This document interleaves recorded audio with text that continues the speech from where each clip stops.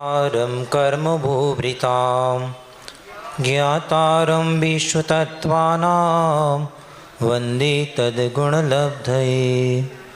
सम्यक् दर्शन ज्ञान चारित्राणि मोक्षमार्गः। तत्त्वार्थश्रद्धानं सम्यक् दर्शनं तन्निसर्गादधिगमादवा।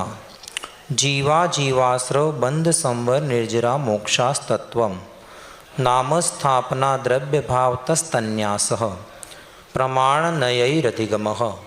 निर्देश स्वामित्व साधनाधिकरण स्थिति विधानतः सत्संख्या क्षेत्र स्पर्शन कालांतर भावाल्प बहुत्वैश्च मति श्रुतावधि मनः पर्यय केवलानि ज्ञानं तत्प्रमाणे आद्ये परोक्षं प्रत्यक्षमन्यत् मतिः स्मृतिः संज्ञा चिंताभिनिबोध इत्यनर्थान्तरं तदिन्द्रियानिन्द्रियनिमित्तम् अवग्रहे हावाय धारणाः बहुविध क्षिप्राणि श्रुतानुक्त ध्रुवाणां सेतराणाम् अर्थस्य व्यञ्जनस्यावग्रह न चक्षुरनिन्द्रियाभ्यां श्रुतं मतिपूर्वं द्वैनेक द्वादश भेदं भवप्रत्यो वधेर्देवनारकाणां शयोपशम निमित्तः षड्विकल्पः शेषाणां ऋजु विपुलमति मनः परेयः विशुद्धे प्रतिपाताभ्यां तद्विशेषः विशुद्धि क्षेत्र स्वामी विषयेभ्यो वधि मनः परेयोः मति श्रुतियोर्निबंधो द्रव्येषु सर्वपर्यायेषु रूपीष्व वधेः तदनंत भागे मनः परेयस्य सर्वद्रव्यपर्यायेषु केवलस्य एकादीनि भाज्यानि युगपदे कस्मिन्ना चतुर्भ्यः मति श्रुतावधयो विपर्ययश्च सदसतो रविशेषाद्दृच्छोपलब्धेरुन्मत्तवत् नैगम संग्रह व्यवहारर्जु सूत्र शब्द समभिरूढैवं भूतानयाः इति तत्त्वार्थ सूत्रे प्रथमो अध्यायः।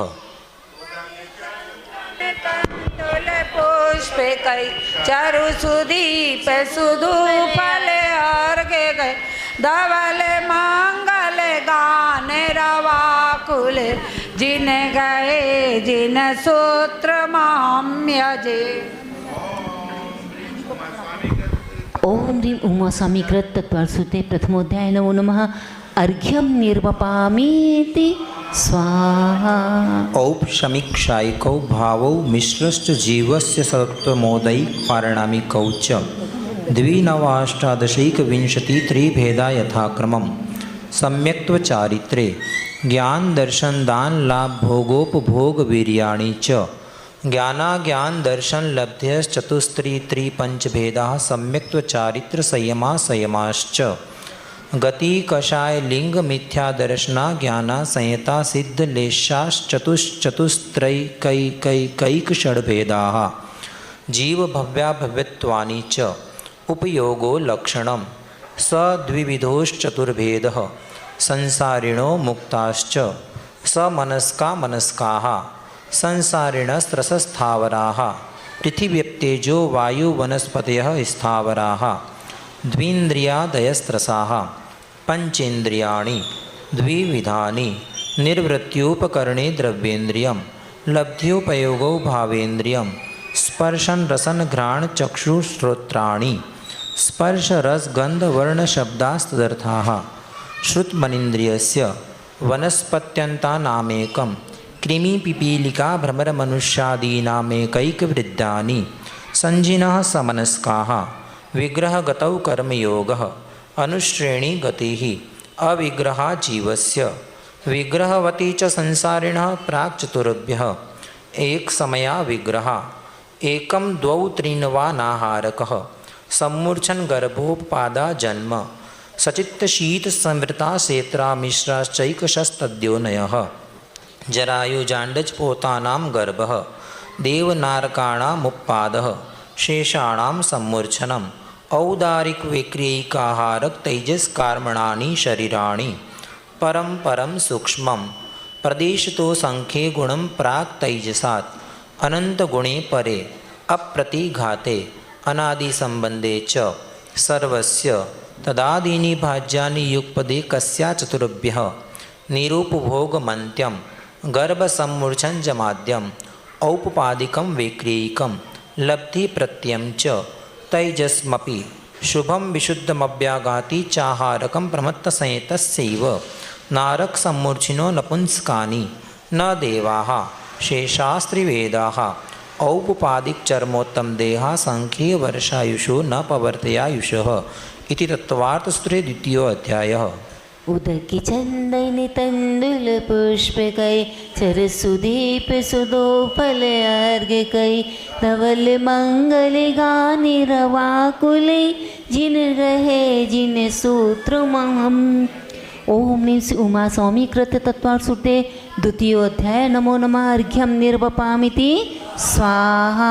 रत्नशर्करा बालूका पंक धूम तमो महात्मः प्रभा भूमयोगनाम्बु वाताकाश प्रतिष्ठा सप्ताधोदः तासु 30 पंचविंशति पंचदश दशत्रिपंचो नैक नरक्षत्सहस्राणि पंच चैव यथाक्रमं नारका नित्याशुप्तर्लेशा परिणाम देहवेदना विक्रियाः परस्परोदीरित दुःखाः संकलिष्टासुरोदीरित दुःखाश्च प्राक् चतुर्थ्याः तेष्वेक 3 सप्तदश द्वाविंशति 33 सागरोपमा सत्त्वानां परा स्थितिः जम्बूद्वीपलवणोदादयः शुभनामानो द्वीपसमुद्राः द्विर्विष्कम्बाः पूर्वपरिक्षेपिणो वलयाकृतयः तन्मध्ये मेरुनाभिवृत्तो योजनशतसहस्रविष्कम्भो जम्बूद्वीपः भरत हैमवत हरि विदेह रम्यक हैरण्यवतैरावत वर्षाक्षेत्राणि तद्विभाजिनः पूर्वा परायता हिम्बन महाहिम्बन निषद नील रुक्मिशिखिरिणो वर्षधर पर्वताः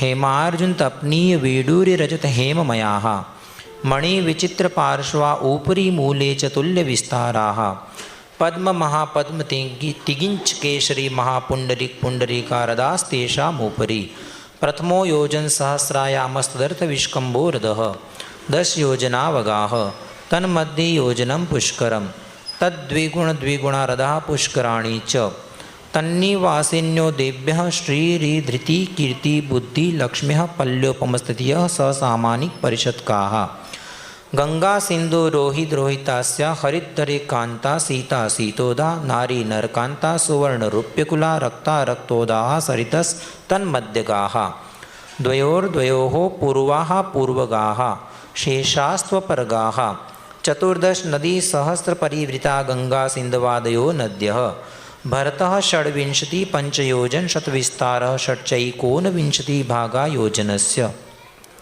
तद्द्विगुण विस्तारा वर्षधर वर्षा विदेहान्ताः उत्तरा दक्षिणतुल्याः भरतैरावतयोर्वृद्धिरासौ षट्सम्याभ्यामुत्सर्पिण्य वसर्पिणीभ्यां ताभ्यामपरा भूमयो वस्थिताः एकदद्वित्रिपल्योपमस्थितियो हेमवतखारी वर्षदैवपूर्वकाः तथोत्तराः विदेहेषु संख्येयकालाः भरतस्य विष्कम्भो जम्बूद्वीपस्य 90% द्विर्धातकी खंडे पुष्करार्धे च पराङ्मानुषोत्तरान् मनुष्याः आर्याम्लेच्छाश्च भरतैरावत विदेहा कर्म भूमयोन्यत्र देवकुरुत्तरकुरुभ्यः नृस्थिति परावरे त्रिपल्योपमांतर मुहूर्ते तिर्यज्ञो निचानां च इति तत्त्वार्थसूत्रे तृतीयो अध्यायः।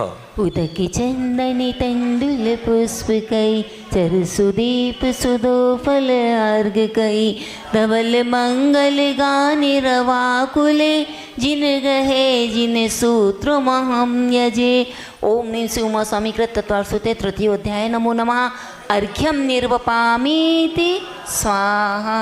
देवाश्चतुर्णिकायाः आदितस्त्रिषु पीतान्तलेशाः 10 पंच 12 विकल्पाः कल्पोपपन्नपर्यन्ताः इन्द्रसामानिकत्रायस्त्रिंश पारिषदात्मरक्षलोकपालानिक प्रकीर्णकाभियोग्यकिल्विषिकाश्चैकशः त्रायस्त्रिंश लोकपालवर्ज्याव्यन्तरज्योतिष्काः पूर्वयोर्द्वीन्द्राः कायप्रविचारा ऐशानात् शेषः स्पर्शरूपशब्दमनः प्रविचाराः परे प्रविचाराः भवनवासिनो सूर्नाग विद्युत सुपर्णाग्नि वातस्तनितो दधि द्वीप दिक्कुमाराः व्यन्तराः किन्नर किं पुरुष महोर गंधर्व यक्ष राक्षस भूत पिशाचाः ज्योतिष्काः सूर्या चंद्रमसौ ग्रह नक्षत्र प्रकीर्णक तारकाश्च मेरु प्रदक्षिणा नित्यगतियो नृलोके तत्कृतः कालविभागः बहिरवस्थिताः वैमानिकाः कल्पोपपन्नाः कल्पातीताश्च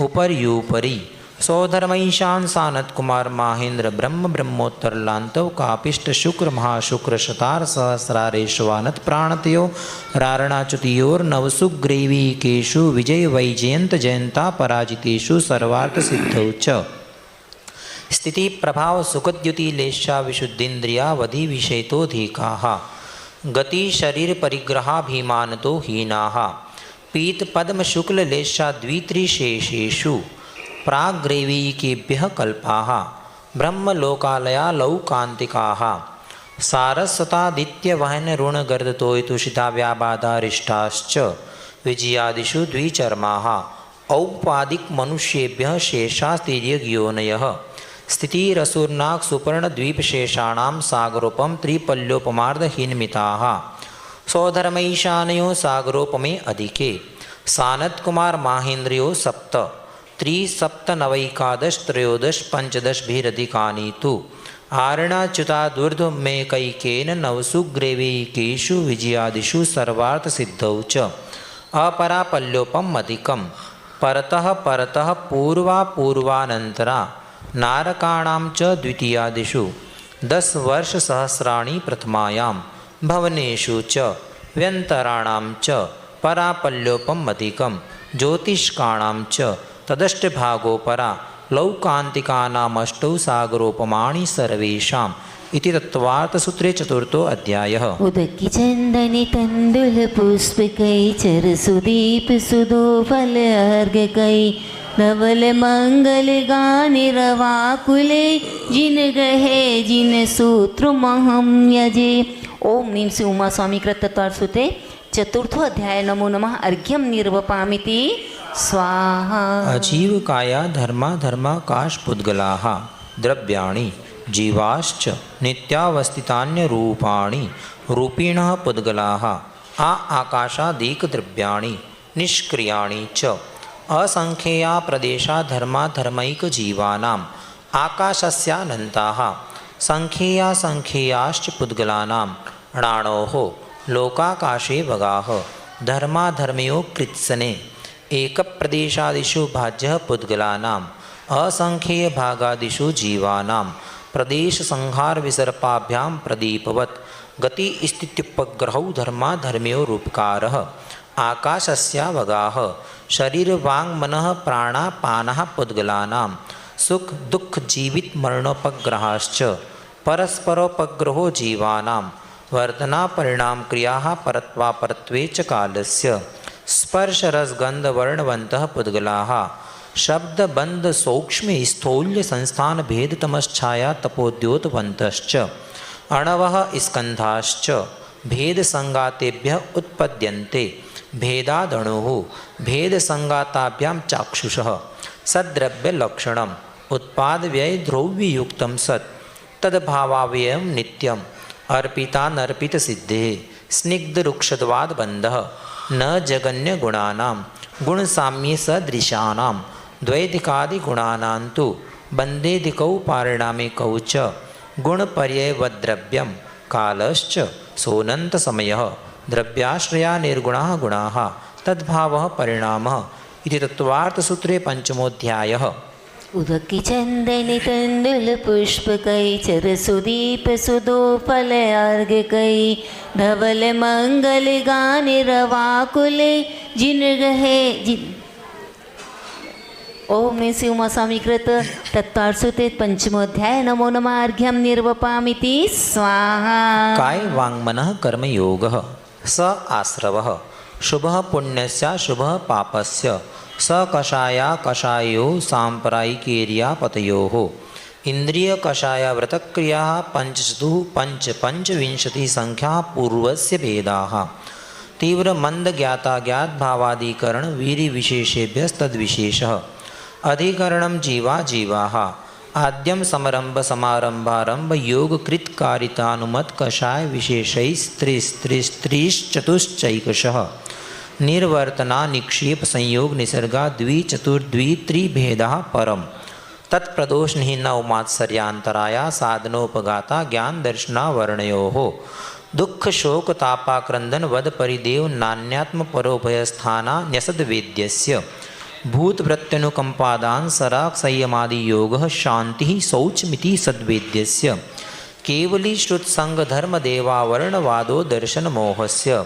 कषायो दया तीव्र परिणामचारित मोहस्य बहुवारंभ परिग्रहत्वं नारकस्यायुषः माया तेर्यज्ञोन्यस्य अल्पारंभ परिग्रहत्वं मानुषस्य स्वभाव मार्दवं च निःशीलव्रतत्वं च सर्वेषां सराग संयम संयमा संयमा काम निर्जरा बाल तपांसि दैवस्य सम्यक्त्वं च योग वक्रता विसंवादनं च शुभस्य नाम्नः तद्विपरीतं शुभस्य दर्शन विशुद्धिर्विनय संपन्नता शील व्रतेषु नतिचारो भीक्षण ज्ञानोपयोग संवेगौ शक्ति तस्त्याग तपसी साधु समाधिर्वैयावृत्तिकरण मर्हदाचार्य बहुश्रुत प्रवचन भक्तिरावश्यका परिहाणेर्मार्ग प्रभावना प्रवचन वत्सलत्वमिति तीर्थकर्तृत्वस्य परात्मनिंदा प्रशंसे सदसद्गुणोच्छादनोद्भावने च नीचैर्गोत्रस्य तद्विपर्ययो नीचैर्वृत्तिनुत्सेकौ चौतरस्य विघ्नकरण मंत्रायस्य इति तत्त्वार्थसूत्रे षष्ठोऽध्यायः। उदक चंदन तंदुल पुष्प के चर सुदीप सुदूफल अर्घ के धवल मंगल गान रवाकुले जिन ग्रहे जिन सूत्र महम यजे। औमृ तत्वार्थ सूत्रे षष्ठोऽध्याय अर्घ्यम निर्ववामिति स्वाहा।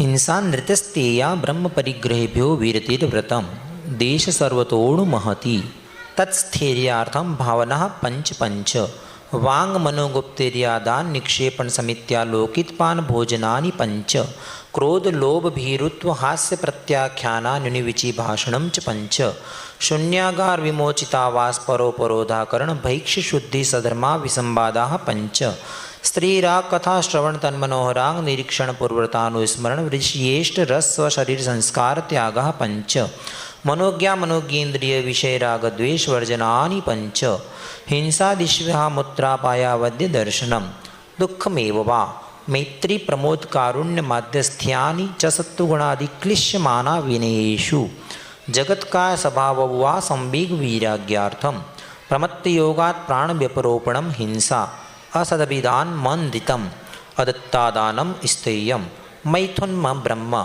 मूर्छा परिग्रह निःशल्यो व्रति अगार्य नगारश्च अणुव्रतोगारी दिग्देशानर्थदंडविरति सामायिक प्रोषुदोपवासोपभोग परिभोग परिमाणातिथि संविभाग व्रत संपन्नश्च मारणांतिकीं सल्लेखनां जोषिता शंकाकांक्षा विचिकित्सान्य दृष्टि प्रशंसा संस्तवाः सम्यक् दृष्टेरतिचाराः व्रतशीलेषु पंच पंच यथाक्रमम् बंधबदच्छेदाति भारारोपणान्न पान निरोधाः मिथ्योपदेश रहोपाख्यान कूटलेख क्रिया न्यासापहार साकार मंत्र भेदाः स्तेन प्रयोग तदारितादान विरुद्ध राज्यातिक्रम हीनाधिक मानोन्मान प्रतिरूपक व्यवहाराः पर विवाह करणे त्वरिका परिग्रहीता गमनानंग क्रीड़ा कामतीव्राभिनिवेशाः क्षेत्र वास्तु हिरण्य सुवर्ण धन धान्य दासी दास कुप्य भाण्ड प्रमाणातिक्रमाः ऊर्ध्वाधस्तिर्यग व्यतिक्रम क्षेत्र वृद्धि स्मृत्यंतराधानानि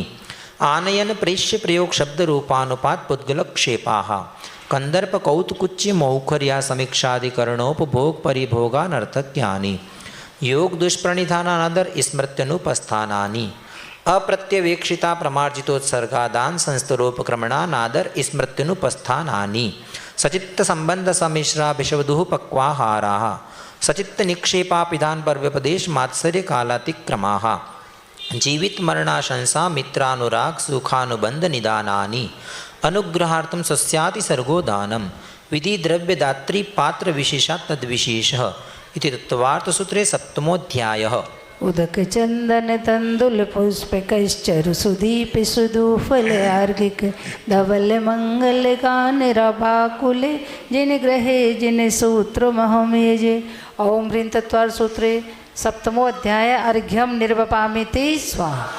मिथ्या दर्शना विरति प्रमाद कषाय योगा बंध हेतवः स कषायत्वात् जीवः कर्मणो योग्यान पुद्गलानादत्ते सबंधः प्रकृति स्थित्यनुभव प्रदेशास्तद्विदयः आद्यो ज्ञान दर्शनावर्ण वेदनीय मोहनीयायुर्नाम गोत्रांतरायाः पंचनवद्वयष्टाविंशति चतुर्द्विचत्वारिंशत् द्विपंचभेदा यथाक्रमम् मतिश्रुतावधि मनः पर्यय केवलानां चक्षुरचक्षुरवधि केवलानां निद्रा निद्रा निद्रा प्रचला प्रचला प्रचला स्त्यान गृध्यश्च सद सद्वेद्ये दर्शन चारित्र मोहनीया कषाय कषाय वेदनीयाख्या स्त्री द्वि नव षोडश भेदा सम्यक्त मिथ्यात्व तदुभयान्य कषाय कषायो हास्य रत्य रति शोक भय जुगुप्सा स्त्री पुण्य पुंसक वेदा अनंतानुबंध्य प्रत्याख्यान प्रत्याख्यान संज्वलन विकल्पाश्चैकशः क्रोध मान माया लोभाः नारक तेर्यक योन मानुष दैवानी गति जाति शरीरांगोपांग निर्माण बंधन संघात संस्थान सहनन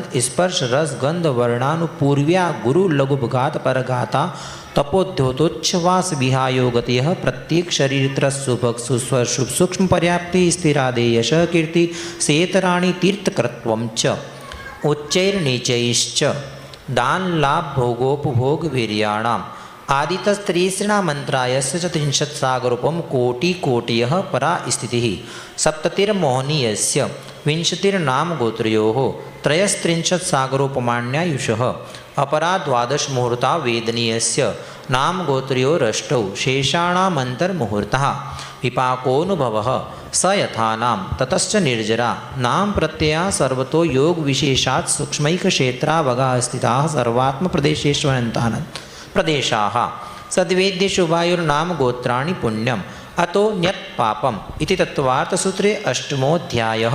उदक चंदन तंदुल पुष्प चरु सुदीप सुदूफल अर्घ धवल मंगल गान रवाकुले जिन ग्रहे जिन सूत्र महम यजे।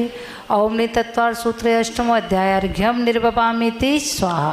आश्रव निरोधः संवरः स गुप्ति समिति धर्मानुप्रेक्षा परिसहजय चारित्रयी तपसा निर्जरा च सम्यक योग निग्रहो गुप्ति ईर्या भाषैषणादान निक्षेपोत्सर्गा समितयः उत्तम क्षमा मार्दवार्ज शौच सत्य संयम तपस्त्याग किंचन्य ब्रह्मचर्याणि धर्मः अनित्या शरण संसारैकत्वा न्यत्वा सूच्याश्रव संबर निर्जरा लोकबोधि दुर्लभ धर्म स्वाख्यातत्वानुचिंतन मनुप्रेक्षाः मार्ग्याच्चिवन निर्जरार्थम परिषोडभ्यः परिशः शुद्ध पिपासा शीतोष्ण दंशमशक नाग्न्या रति स्त्रीचर्या निषद्या शय्या क्रोशवद याचना लाभ रोग तृण स्पर्श मल सत्कार पुरस्कार प्रज्ञा ज्ञाना दर्शनानि सूक्ष्म सांप्राय छदमस्त वीतरागयोश्चतुर्दश एकादश जिने वादर सांप्राय सर्वे ज्ञानावर्णे प्रज्ञा ज्ञाने दर्शन मोहांतरायोर दर्शना लाभौ चारित्र मोहे नागन्या रति स्त्री निषद्या क्रोश याचना सत्कार पुरस्काराः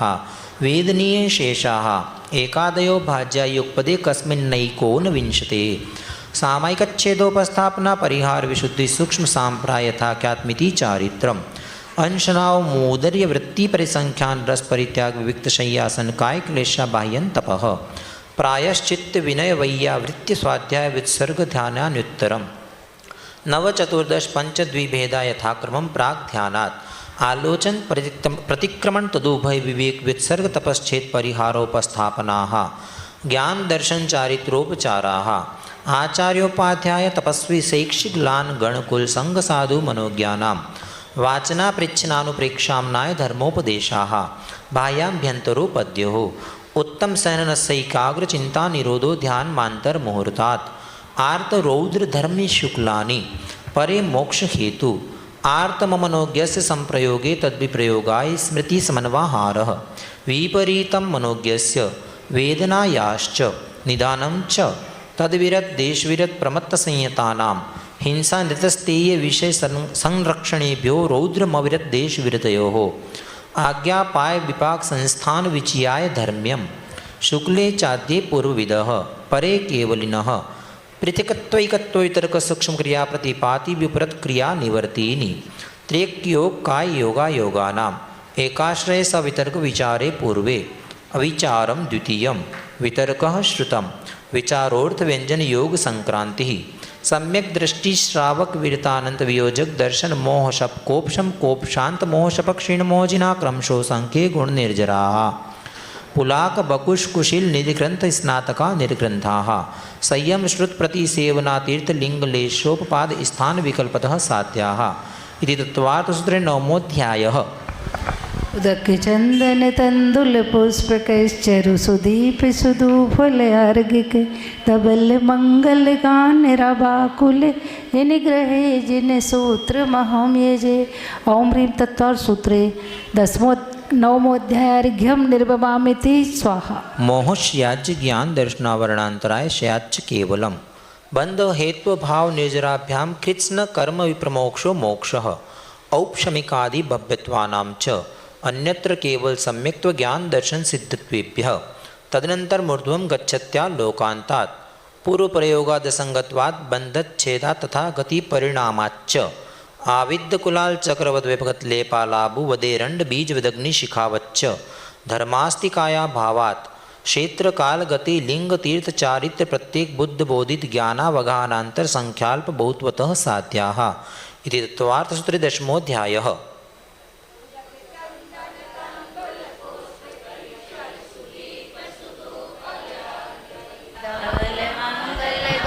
रवाकुले जिन ग्रहे जिन सूत्र महम यजे।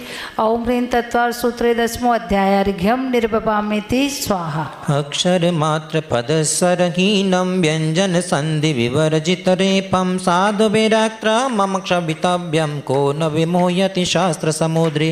दशाध्याये परिच्छिन्ने तत्वार्थे पठिते सति फलं स्यादुपवासस्य भाषितं मुनिपुंगवै तत्वार्थसूत्रकर्तारं गृद्धपिच्छोपलक्षितं वंदे गणेन्द्र संजात मुमा स्वामी मुनीश्वरम। बोधि समाधि परिणाम शुद्धि स्वात्मोपलब्धि श्री सुख सिद्धि चिंतामणि चिंतित वस्तु तामंद मानस्त ममास्तु देवी। बोलिए अनंतानंद सिद्ध परमेष्टि भगवान की, आचार्य उमा स्वामी महाराज की, आचार्य गुरुदेव विद्यासागर जी महाराज की, निर्यापक श्रमण मुनि योग सागर जी महाराज की, मंचासीन विराजमान एवं 3,9 करोड़ मुनि राजों की, समस्त शुल्लक जी महाराजों की नमस्ते। परम पूज्यनीय बड़े महाराज के चरणों में नम्र निवेदन कि महाराज जी आपके मुखारविंद से पंचम अध्याय 6 द्रव्यों के बारे में हमें अवगत कराएंगे। बड़े महाराज जी नमो। योगिन कामदम मुक्षदम चैव ओकाराय नमो नमः। अविरल शब्द घनौघ प्रक्षालित कलभूतल कलंका मुनिविरपासिता सरस्वती अर्तनो दुर्तान अज्ञानतिमिरान्ध्यानां ज्ञानाञ्जनशलाकया चक्षुरोन्मीलितं येन तस्मै श्रीगुरवे नमः। श्रीपरमगुरुभ्यो नमः। परम्पराचार्यगुरुभ्यो नमः। सकलकलुषविध्वंसकं श्रेयसां परिवर्धकं धर्मसम्बन्धकं भव्यजीवनप्रतिबोधकार्गमिदं शास्त्रं श्री तत्त्वासुतनामदेवमश्यमूलगर्तारसि सर्वज्ञदेवा तुदुतगर्तारसि ग्रहणदेवा प्रतिग्रहणदेवा तेषां वचोऽनुसारमासाद श्रीमद् आचार्यप्रवर श्री उमास्वामी आचार्य देवी रविरचितं मङ्गलं भगवान् वीरो मङ्गलं गौतमोगणि मङ्गलं कुन्दकुन्दार्यो जैनधर्मोऽस्तु मङ्गलं सर्वमङ्गलमाङ्गल्यं सर्वकल्याणकारकं प्रधानं सर्वधर्माणां जैनं जयदुशासनं कोटिशतं द्वादश चैव कोट्यो लक्षाणि सीते तदकानि चैव पञ्चादष्टौ च सहस्रसङ्ख्या मितशतं पञ्चवदमामि अरहन्तभासि यत्तं गणहरदेवीं गन्तीयं सम्मं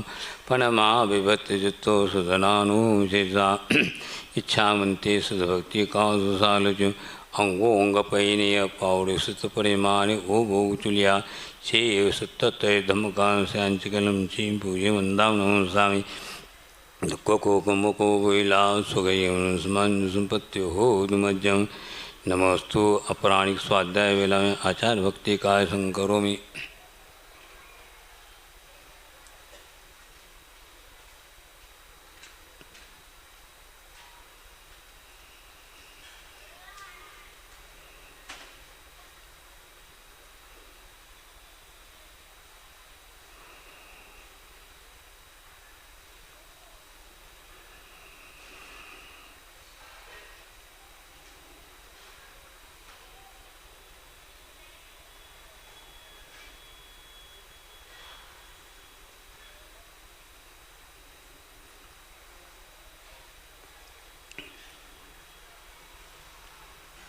श्रुतजलदीपौर्गेभ्य सपर्वदे भावना पटविधिभ्य सुस्तपूर्णिभ्यो नमो गुरुभ्यो गुणगुरुभ्य छत्तीस गुण समग्रे पंचव्याचार करंदसे शिष्यानुग कुशले धम्मायरे सदा वंदे गुरुभक्ति संयमेन तरद संसारियं घोरं छिन्नन्ति अट्टकम्मं जमुन्मरण पाविन्ति ये नित्यं व्रतवन्तो निरता ध्यानाद्योत्राकुला षट्कर्मा विरता स्वभोजनजना साधुक्रिया साधव शीलप्रावरणा गुणप्रारणा चन्द्रादिके ज्योतिका मोक्षद्वारकपाठ नमुटा प्रणन्तु मां साधव गुरुव पान्तो नित्यं ज्ञान दर्शन नायका चारित्राण गंभीरा मोक्ष मार्गोपदेश का इच्छावंते आयुर्भत्य का सारचु समनान समनुगम पंचव्याचारण आयजानम आयरा सदन उपदेशान वज्ञानम तिरेनगन पालयन सौसाम संचकल वंशी पूजी वंदान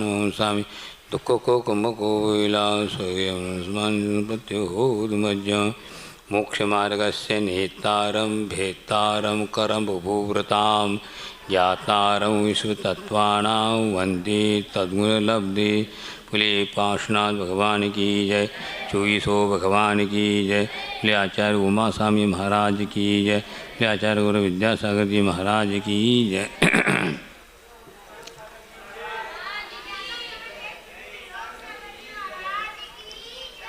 हाँ, आप लोग 4 दिन से तत्वासूत्र का वाचन का अर्थ समझ रहे हैं। तो 4 अध्यायों में जीव तत्व का विश्लेषण किया विस्तार के साथ, क्योंकि जीव को संबंधी विशेष करके यह ग्रंथ लिखा गया है। जीव तत्व की मुख्यता है, अन्य तत्व की मुख्यता नहीं, लेकिन उनका भी हमें ज्ञान करना जरूरी है। कई लोगों का कहना है हमें तो जीव संबंधी ज्ञान करना चाहिए, अजीव आदि की आदि का ज्ञान करने से क्या प्रयोजन। ऐसा नहीं, अजीव का भी ज्ञान करना जरूरी है। आज तक हमें अवगत नहीं हुआ जीव क्या है और अजीव क्या है, इस संबंधी हमें ज्ञान नहीं है। इस प्रकार देखिए, शरीर और आत्मा का अनादि काल के इस प्रकार का गठबंधन हुआ है, पता नहीं चलता आत्मा क्या है, कुछ नहीं दिखाई देता। जो कोई दिखाई दे रहा है शरीर ही शरीर दिखाई देता। इसी की हम सेवा शुश्रूषा करने में लगे हुए हैं। आत्मा तो क्या, यह हमें अवगत करना जरूरी है। इसलिए अजीव का भी ज्ञान करना जरूरी है। अजीव में जो शक्ति है वह जीव की शक्ति दोनों मिल करके संसार का निर्माण हुआ है। तो हम अजीव के बारे में समझेंगे। जैसे आप लोग खिचड़ी बनाते हैं तो चावल को बीनते हैं कि कंकड़ पिंकर को भी ज्ञान रखते हैं। चावल का ज्ञान रखना चाहिए हमें, खिचड़ी उसमें कंकड़ का ज्ञान क्यों है, मतलब खाने में थोड़ी आता है। अरे भाई, एक भी कंकड़ मुंह में चला जाता है तो दांत टूट जाएंगे और पूरा का पूरा क्या भोजन गड़बड़ होता है। इसी प्रकार उसका ज्ञान भी करना जरूरी है। इसलिए अजीव क्या है आदि आदि ये इसका ज्ञान करना जरूरी है। बिन ज्ञान है दोष गुणवंत को कैसे दजे गई है, ये बात यहाँ चरितार्थ होती है। एकांत से हमें नहीं समझना कि जीव को तो समझना है, उपादान को निमित्त क्या ये भी तो जानना जरूरी है। निमित्त क्या है, निमित्त है उपादान ही सब होता है, लेकिन बिना निमित्त से उपादान काम भी नहीं करता। ऐसा है बाहेत रूपादि समग्रतेयम कार्य से द्रव्यगत स्वभाव, ये द्रव्यगत का स्वभाव है। अभी भी सिद्ध भगवान हुए हैं, फिर भी उनका निमित्त है। 6 द्रव्यों का प्रभाव इसमें भी है कि नहीं। अवकाश में है, धर्म अधर्म में है, काल है, ये सब का है निमित्त है नहीं। परिणमन में सहायक है कि नहीं। ठीक है, उदासीन निमित्त तो है। इस भले ही वो शुद्ध हो चुके फिर भी इस प्रकार की ये स्थिति है। तो इसी प्रकार हमें अजीव संबंधी भी समझना है। अजीव क्या है, कई लोगों का ना अजीव और निर्जीव में कोई अंतर नहीं। निर्जीव और अजीव में बहुत अंतर है। निर्जीव किसे कहते हैं, जिसमें से जीव निकल चुका है उसको कहते हैं निर्जीव। और जिसमें अनादिकाल से जीवपना चेतनपना नहीं उसको कहते हैं अजीव। अजीव कितने प्रकार के, 5, 1 नहीं 2 नहीं 5 प्रकार के हैं। वह एक ही स्वभाव के हैं, इस अपेक्षा से वे स्वभाव से सामान्य हैं, लेकिन उनके विशेष अलग अलग गुण भी हैं। ये इसी के वजह में ये पांचों अजीव के बारे में यहाँ विश्लेषण करेंगे। तो उमा स्वामी महाराज पंचम अध्याय का प्रथम सूत्र, पंचम अध्याय का प्रथम सूत्र बोल रहे, अजीव काया धर्मा धर्माकाश पुद्गला।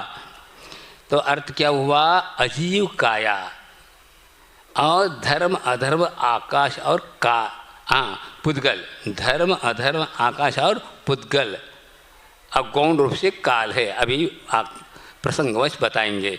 तो अजीव हैं जिनमें अनादि से जीवत्पना चेतनोत्पना नहीं है। काया, काया क्यों कहा? बहुप्रदेशी होने के कारण इनको काय ये संज्ञा मिली है। काय जो है बहुप्रदेशी होने के कारण, कौन कौन है वे बहुप्रदेशी? धर्म है, अधर्म है, आकाश और पुद्गल। वैसे देखा जाए पंचाश काय कहा जाता है, लेकिन ये व्यवहार से है, निश्चय से तो चारी अस्तिकाएँ हैं, समझ लेना। क्या? 5 नहीं, उपचार से, इसलिए परमाणु जो है एक प्रदेशी है और वह स्कंद के कारण बहुप्रदेशी हो जाता है। क्या एक द्रव्य नहीं कहलाता है? स्कंद एक द्रव्य नहीं कहलाता, अनेक द्रव्यों का मिल करके एक स्कंद बनता है, इसलिए उसको बहुप्रदेशी उपचार से कहा जाता है ही नहीं। वास्तविक तो एक ही प्रदेश वाला है। और कितने बहुप्रदेशी कितने हैं जीव?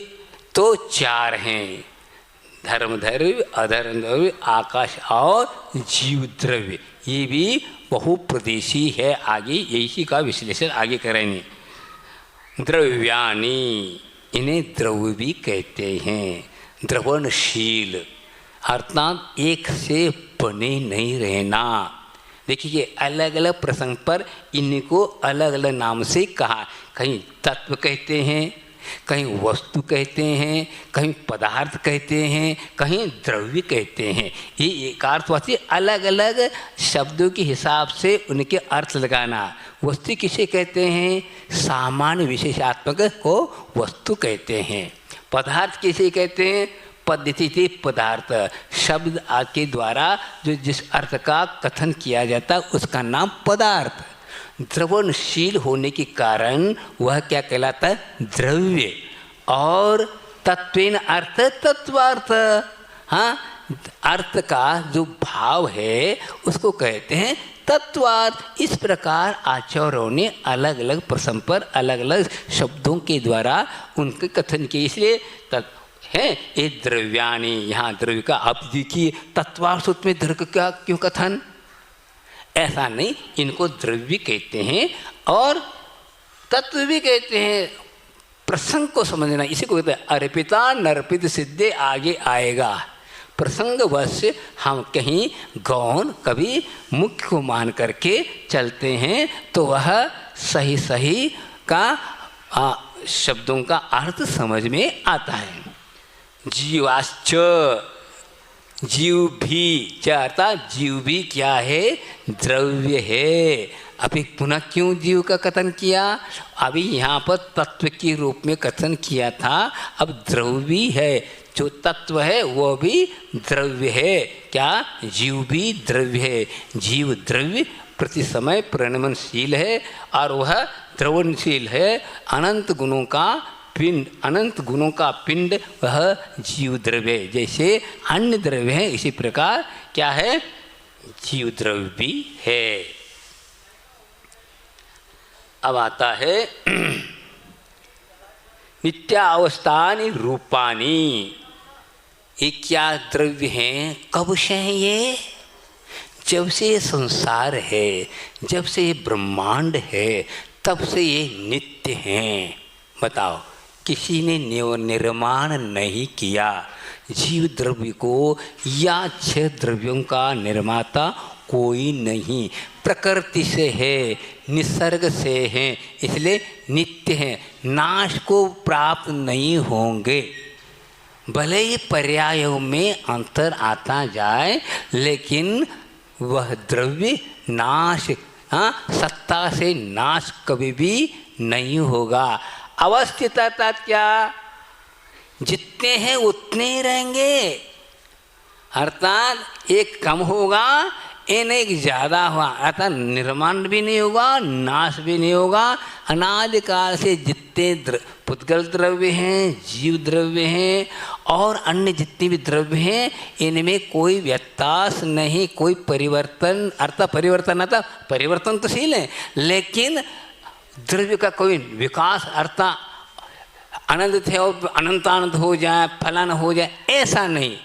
जैसा का तैसे हैं, अनादि से हैं, किसी ने निर्माण नहीं किया, जितने संख्या में उतने संख्या है, कभी नाश को प्राप्त होते ही नहीं। और अरूपाणी, अरूप कौन है बताते हैं अब। वैसे वर्तमान में जीव संसार प्राणी मूर्त है और है भी नहीं, सिद्ध अवस्था की अपेक्षा मूर्त है, संसार अपेक्षा से मूर्त हैं। लेकिन अन्य द्रव्य जो हैं, धर्म धर्म, अधर्म धर्म, आकाश द्रव्य और कालवे क्या हैं, ये अमूर्त हैं, अदृश्य हैं, मूर्तत्व को प्राप्त नहीं होते हैं। मूर्त किसे कहते हैं, जिसमें रूप रस गंध स्पर्श पाए जाए उनको मूर्त कहते हैं। और इनसे अलावा जो वे हैं वे अमूर्त कहलाते हैं। अभी सिद्धात्मा जब तक नहीं हुआ तब तक ये पुद्गल के सहारे कर्मों के अधीन होने के कारण जीव भी वर्तमान में मूर्त है। इसी को कहते हैं मूर्त है भी और नहीं भी। ऐसे अलावा अब देखिए ये कहा पुद्गल भी अमूर्त है, अपेक्षा, किस अपेक्षा से, परमाणु की अपेक्षा से।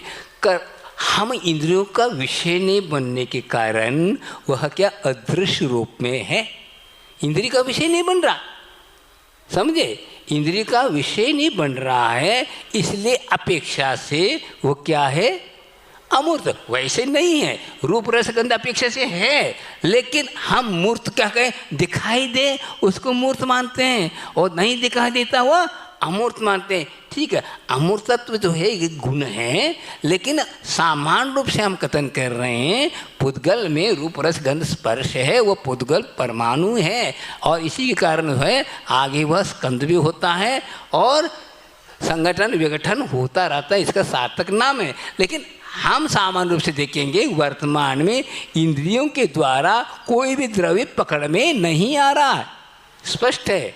क्यों, ये यही है, कोई दिखाई नहीं दे रहा। अपेक्षा से, इस अपेक्षा से जो द्रव्य हम लोगों की अपेक्षा से अमूर्त है, लेकिन है तो इस प्रकार, अपेक्षा को समझना चाहिए। हाँ अच्छा, वही अचक्षु का अर्थ क्या, इंद्रिय की हुई बात तो हुई, बात क्या हो गया, अचक्षु का अर्थ क्या, चक्षु का विषय नहीं, बात क्या है। लेकिन बात क्या कह रहा हूँ, इसके अलावा मैं कहना चाहता हूँ अचक्षु में क्या आप जिह्वा के द्वारा रसनेन्द्र के द्वारा परमाणु का ज्ञान हो जाएगा, पर केवल आंखों का मान रहे हैं आप, आंख का विषय नहीं, पांचों इंद्रियों का विषय नहीं बन रहा परमाणु। मैं क्या कह रहा हूँ, मूर्तिक बना कहा, क्यों कहा, पांचों इंद्र का जो बनता है वह मूर्त है।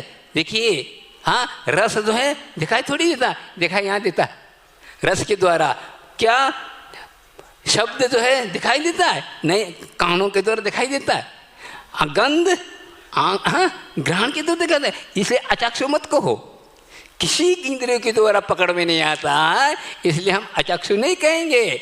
पांचों इंद्रियों के द्वारा पकड़ में नहीं आ रहा है, इसलिए हम उसको अमूर्त कह रहे हैं। अपेक्षा बोलो गड़बड़, अर्पिता नर्पित सिद्ध पहले कह दिया, अपेक्षा क्या कह रहा हूँ वो प्रक्रिया बताइए। अचक्षु कहीं केवल अक्षर, बाकी के द्वारा पकड़ में आ रहा है क्या, नहीं आ रहा, फिर क्यों कहो, अन्य इंद्रियों के द्वारा भी पकड़ में नहीं आ रहा है। इसलिए परमाणु कभी भी फल नहीं देता, तो स्कंद बनने के बाद ही फल देता है। हाँ, अनंत परमाणु मिलने के बाद वह बनता है, इसलिए परमाणु तो है ही नहीं, वो भी अमूर्त। ठीक है, परमावधि फलावधि और केवल ज्ञान की दृष्टि में हैं, वो ठीक है, यहाँ तक कि उनकी दृष्टि में धर्म धर्म अधर्म अपूर्ण होते भी ज्ञान में आ रहा है, वो बात अलग है।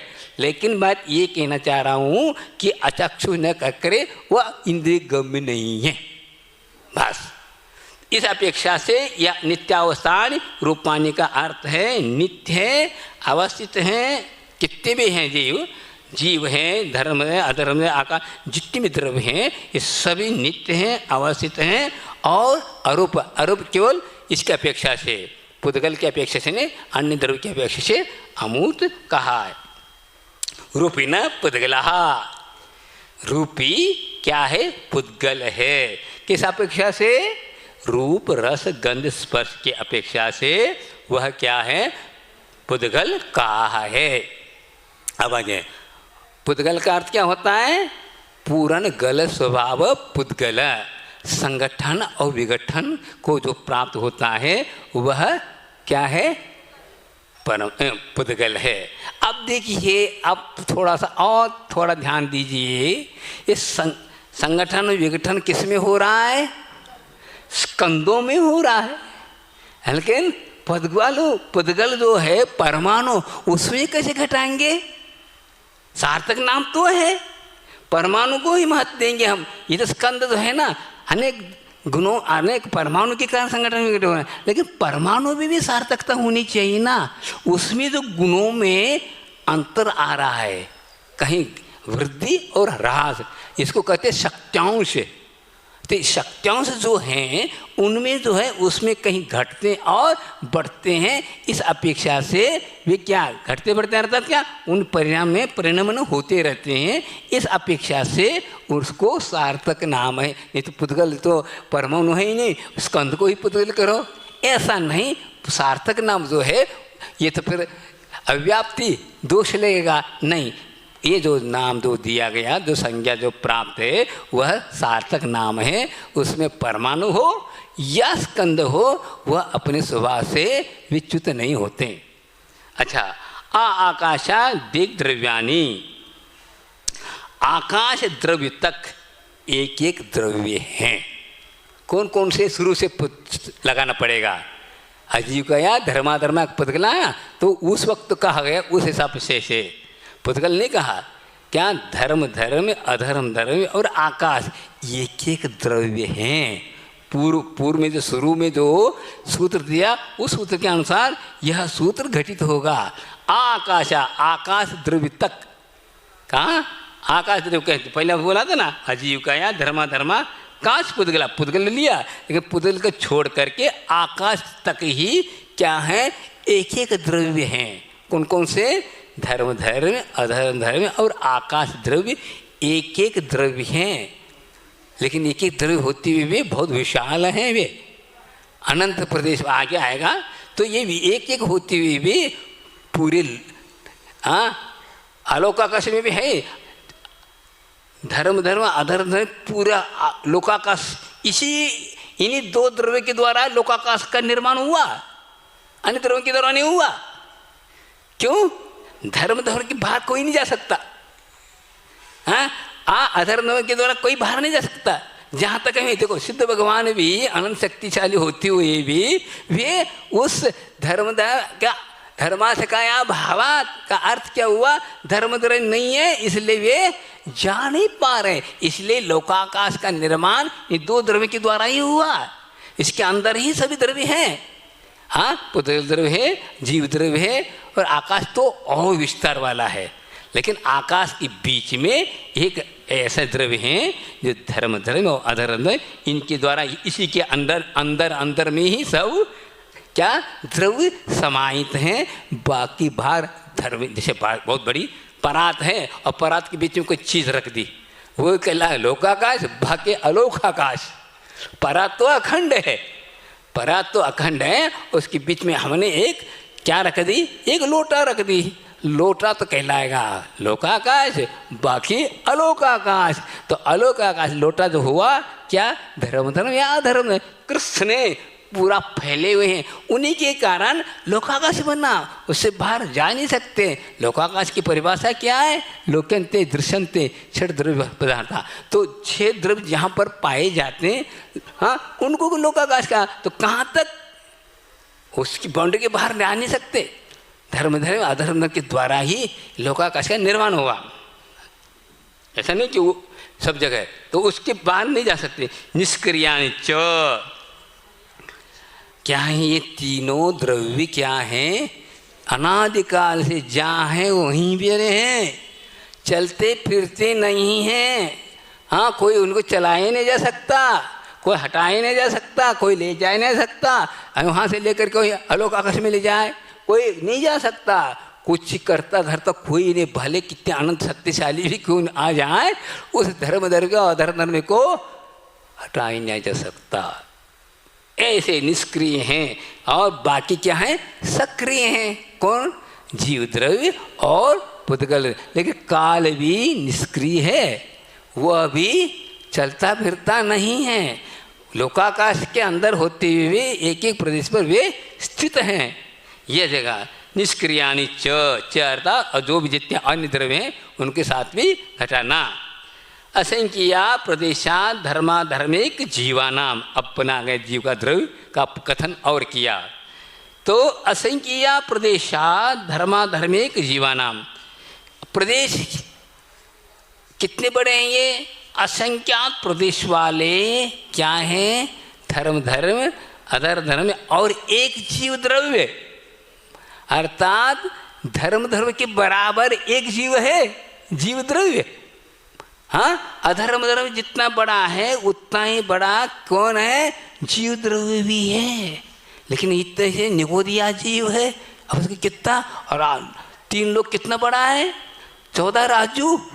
हाँ, इतने होते उतने बराबर है, लेकिन जीव इतना, अरे कहीं दिखाई नहीं दे रहा, इतना उतने बड़ा वाला असंख्यात प्रदेश वाला एक जीव द्रव्य है। और धर्म धर्म अधर्म धर्म भी एक क्या है? असंख्यात प्रदेश वाले हैं।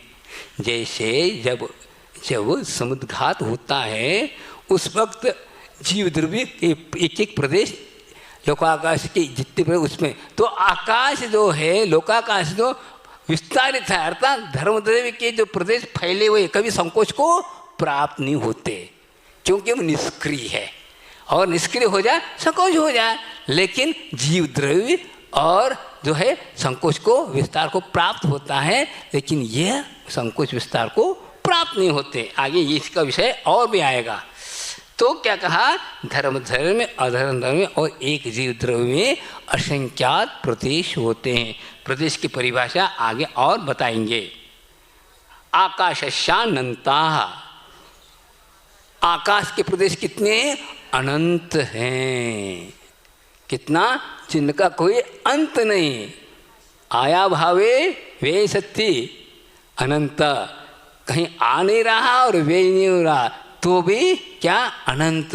अनंत की परिभाषा है, यह भी एक संख्या अर्थात एक प्रमाण है बताने के लिए। अनंत प्रदेश वाला कौन द्रव्य है? एक बड़ा द्रव्य है तो आकाश द्रव्य है।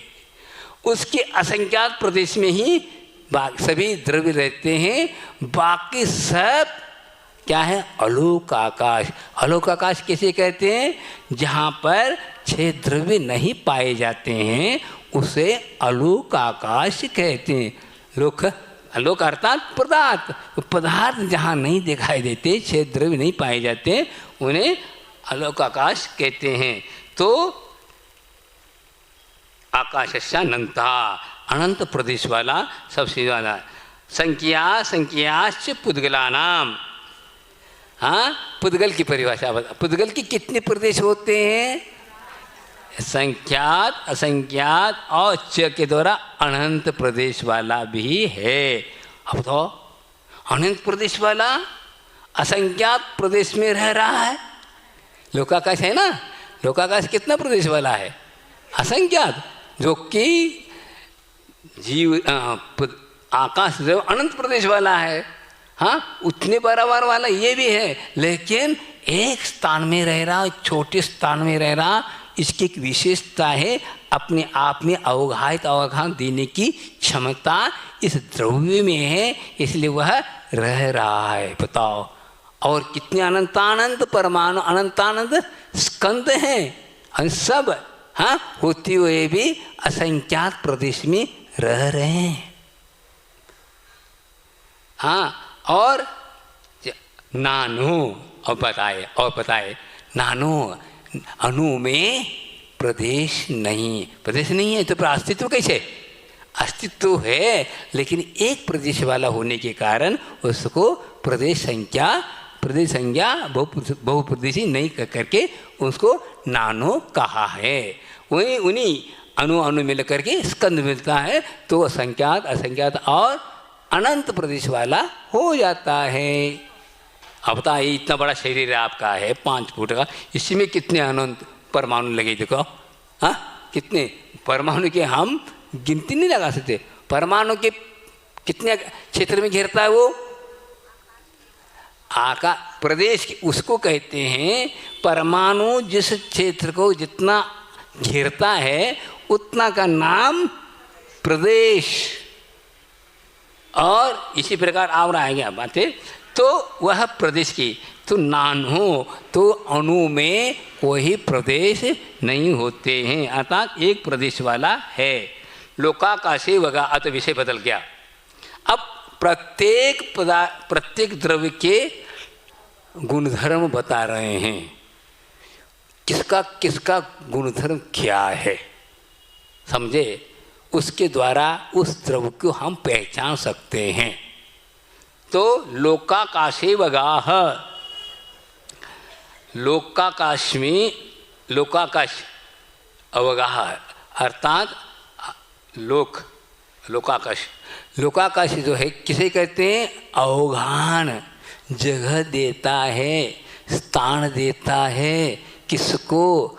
द्रव्यों को, जीव पुद्गल आदि द्रव्यों को स्थान देता है, जगह देता है। उसका नाम क्या है? आकाश, लोकाकाश। वैसे देखा जाए अलोक आकाश में भी अवगाहन देने की क्षमता है, लेकिन उसमें नहीं जैसे यहीं पर है और बाहर नहीं, तो द्रव्य अखंड है, इसमें भी अवकाश देने की क्षमता है, लेकिन निमित्त नैमित्त संबंध होने के कारण, वहाँ धर्म द्रव्य नहीं होने के कारण वहाँ बाहर जा नहीं पा रहे हैं। यही तो वहाँ पर भी ऐसा नहीं तो उसमें इतनी योग्यता थी ऐसा नहीं लगाना।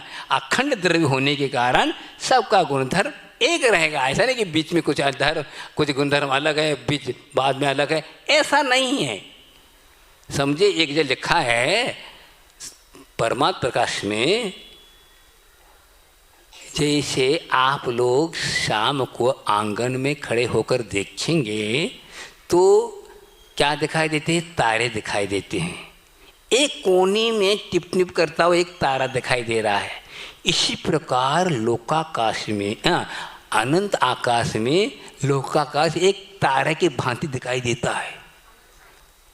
अनंत आकाश के बीच में कह रहा हूँ, आकाश के बीच में जो लोकाकाश है उसकी उपमा दिया गया है। वो कैसा? जैसे आप आंगन में देखते हैं एक कोने में छोटा सा तारा टिमटिमा रहा है, उसी भांति लोकाकाश आकाश के बीच में टिमटिम कर रहा है।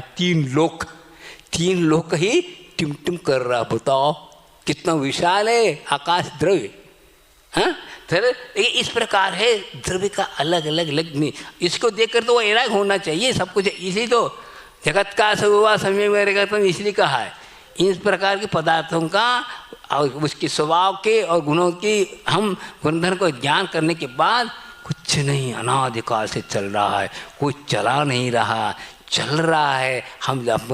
हम लोग कहते हैं हम चला रहे हैं, हम कर रहे हैं। क्या कर रहे? कुछ नहीं कर रहे, कुछ नहीं करते। आपने किया कुछ? बताओ, मैं बता आपसे पूछता हूँ। आपने खिचड़ी बनाई आपने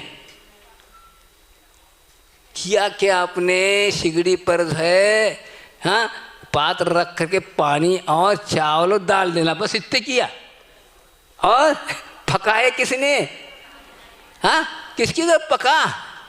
हाँ, उबला किससे हुआ? वो तो गौण हो गया। कितने बढ़िया बनाए मैंने, बताओ।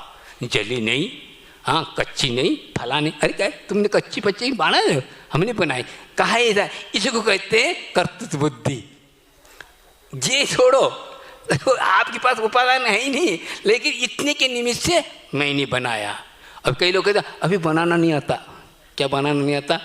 तुमने बनाई। हाँ, लेकिन कहा ऐसा जाता है। इसी को कहते हैं मोह। और इसको जो स्वरूप को समझता है तो कर्तव्य बुद्धि न रखता, छोड़ो इसमें क्या रखा, ये सब मिथ्या बातें हैं, कोई कुछ नहीं कर रहा, सब अपने अपने हैं, लेकिन ये मिथ्या बातें हो रही, मैंने किया, फलाने किया, उनने किया, इनने किया, ये सब बातें वस्तु स्वरूप समझ में नहीं आने के बाद तो ये बातें नहीं आना चाहिए। मेरा तेरा वाली बात गौण हो जाती है। अब आगे आता है धर्माधर्मयोग कृत्स्ने, हाँ, धर्म और अधर्म कृत्स्ने तो पूर्ण रूप से घिरे हुए हैं। किसमें? लोकाकाश, जहाँ जितने वो फैले हैं उसी को कहते हैं कृत्स्ने, तो पूर्ण रूप से फैले हैं। फैले हैं तो क्या बहुत हैं क्या? दो हैं, इसलिए फैले कहेंगे हम। क्या? धर्म धर्म और अधर्म धर्म दोनों एक, हाँ, उतने प्रदेश वाले हैं, एक में मिले हुए हैं। देखिए पंचम स्काय में एक बहुत सुंदर गाथा आती है, अन्नोन्नम पविसंता दिनता होगा मन्न मन्नस मेलंता विनित्यम सकम स्वभावम न विजहंती। क्या? 6 द्रव्य एक मेक में रहते हुए भी अपने स्वभाव को नहीं छोड़ते। हाँ, जैसे दूध में शक्कर घुल गया, हाँ, तो शक्कर स्वभाव अपने नहीं छोड़ा, दूध में है और शक्कर में है, लेकिन एक दूसरे में मिले हुए हैं। इसी प्रकार ये 6 द्रव्य सभी द्रव्य में जहाँ आप देखेंगे वहाँ 6 द्रव्य पाएंगे, दिखाई नहीं देते, लेकिन उनके इस प्रकार गुणधर्म है, वो गुणधर्म के द्वारा लक्षण को पकड़े जाते हैं। लेकिन अन्योन्नात्म विषमता, एक दूसरे प्रविष्मान हो चुके हैं, लेकिन उनको अलग नहीं कर सकते, लेकिन उनके गुणधर्म अलग अलग, इन गुणधर्म के द्वारा ही जाना जाता है कि ये अलग अलग द्रव्य के लक्षण हैं। तो धर्माधर्म योग कृत्स्ने का अर्थ है कि दोनों पूर्ण रूप से क्या फैले हैं। एक प्रतिजासु भाज्य पुद्गला नाम, हाँ, अब क्या आया? प्रदेश की परिभाषा बताया जा रहा है। एक प्रदेश आदेशु भाज्य पुद्गलाना, पुद्गल जो है प्रदेशी, कितने प्रदेश कैसा है बताने के लिए प्रदेश किसे कहते हैं, इस बात को बताने के लिए भाजाता जान कराने के, कितना प्रदेश के कितना भाजन है, कितना चीज हो, तो एक परमाणु जितने आकाश द्रव्य को घेरता है उसका नाम प्रदेश। ऐसा ऐसे असंख्यात प्रदेश वाला कौन है? धर्म धर्म अधर्म द्रव्य और एक जीव द्रव्य, अनंत अनंत प्रदेश वाला आकाश द्रव्य कितना बड़ा है। हाँ, इसको एक प्रतिजासु भाज्य पुद्गलाना, पुद्गल के द्वारा विभाजन करते। कौन सा पुद्गल आता? स्कंद के द्वारा नहीं, परमाणु के द्वारा ही उसको हम विभाजन करते हैं। असंख्य भागादिषु जीवानाम, हाँ, उसके जितने प्रदेश है उस प्रकार असंख्यात भाग वाला क्या जीव भी है। जीव में कितने प्रदेश है? असंख्यात भाग वाला। अब क्या कहेंगे, इतना छोटे में कैसे असंख्यात प्रदेश हैं? वो आ रहा है, दूसरा आता है, शब्द आ रहा है, देखो क्या, वो असंख्यात भाग वाला जीव कैसा है? देखिए असंख्यात प्रदेश वाला तो धर्म है, अधर्म धर्म है, पूरे 3 लोक में फैला हुआ है, इतना बड़ा द्रव्य है, लेकिन जीव द्रव्य भी असंख्यात प्रदेश और इतना छोटा सा कैसा? असंख्यात प्रदेश वाला है, कभी भी एक प्रदेश वाला नहीं बन सकता। निगोदिया जीव भी हो तो भी वह असंख्यात प्रदेश वाला ही है, उसको हम ऐसा नहीं, उसमें वह जो असंख्य प्रदेश वाले को घिर के रहता है। तो इसलिए भले शरीर है परमाणु में कह रहे, ये भी आता है पुद्गल की एक विशेषता है, 3 लोक के पदार्थ भी एक परमाणु बनकर एक प्रदेश में रसन की क्षमता पुद्गल में है, अन्य द्रव्यों में नहीं है, एक विशेषता है। तो उस विशेषता के कारण वह भी जैसे आकाश द्रव्य अवगाहन देता है, इसी प्रकार पुद्गल भी इस प्रकार का अवगाहन देता है कि पूरे एक प्रदेश पर एक प्रदेश पर अनंत परमाणु रह सकते हैं। कैसे रहते हैं बताओ? एक प्रदेश प्रदेश की परिभाषा बताइए आपको। एक परमाणु जितने आकाश को घेरता है उसको कहते हैं प्रदेश, लेकिन इसकी पदगल की वैशिष्टता है उसमें जो है अनंत प्रदेश, अलग अलग प्रदेश में यार नहीं गए घुल मिल के स्कंद के नहीं परमाणु के रूप में रहने की क्षमता है। बताओ यह कौन ने बताया, किसी ने बताया? वीतरागी सर्वज्ञ ने बताया। इसलिए कहते हैं सूक्ष्म जिनोदित तत्वम हेतुवीर नहीं हन्यते अज्ञा सिद्धम तत्ग्राह्यम अन्यथा वादिनो जिना। क्या इतना सूक्ष्म तत्व है उसको हम समझ नहीं सकते। आज्ञा किसकी है? भगवान की है, मान के चलो। हाँ, वे अन्यथा नहीं हो कह सकते क्योंकि वे कषायवान नहीं है, वीतरागी है। इसलिए हम उस अज्ञा सिद्धम तद्ग्राह्यम, आज्ञा सिद्ध, हाँ आज्ञा को हम मान के चलते हैं। कैसा? तर्क वितर्क मत करो। आप जब आपके पास भी क्षमता आएगी, केवल ज्ञान होगा, तो आप देखेंगे किस प्रकार कैसे पदार्थ किस प्रकार परिणमन करते हैं, एक ज्ञात आपको होगा। प्रदीप संहान विसर्पाप्यम प्रदीपवत। क्या कहा? अब देखिए जीव की विशेषता है कि क्या प्रदेश संहार विस्तार संकोच विस्तार को कौन करता है? जीव द्रव्य के प्रदेश होते रहते हैं। चींटी के शरीर में वही जीव है असंख्यात प्रदेश, और हाथी के शरीर में भी उतने ही है। हाँ, वहाँ उस प्रकार जैसा आवरण मिले उस प्रकार का फैल के रहता है। यहाँ तक कि बाल की जड़ तक क्या जीव के प्रदेश लगे रहते हैं, तभी तो दर्द होता है। क्या क्या कहाँ तक? चमड़ी में ही नहीं, चमड़ी के अंदर जो ये है बाल की जो जड़ है, वो जड़ तक क्या है? किसके? जीव के प्रदेश लगे हैं, तभी तो दर्द होता है। ऊपर से बाल काट तो कुछ नहीं होगा क्योंकि उसमें बाल में जीवत्पना नहीं है, लेकिन उसमें जड़ में है। तो जड़ में है तभी तो वो बढ़ रहा है, नहीं तो बढ़ता काहे को? इसलिए पूरे प्रदेश में फैलता है।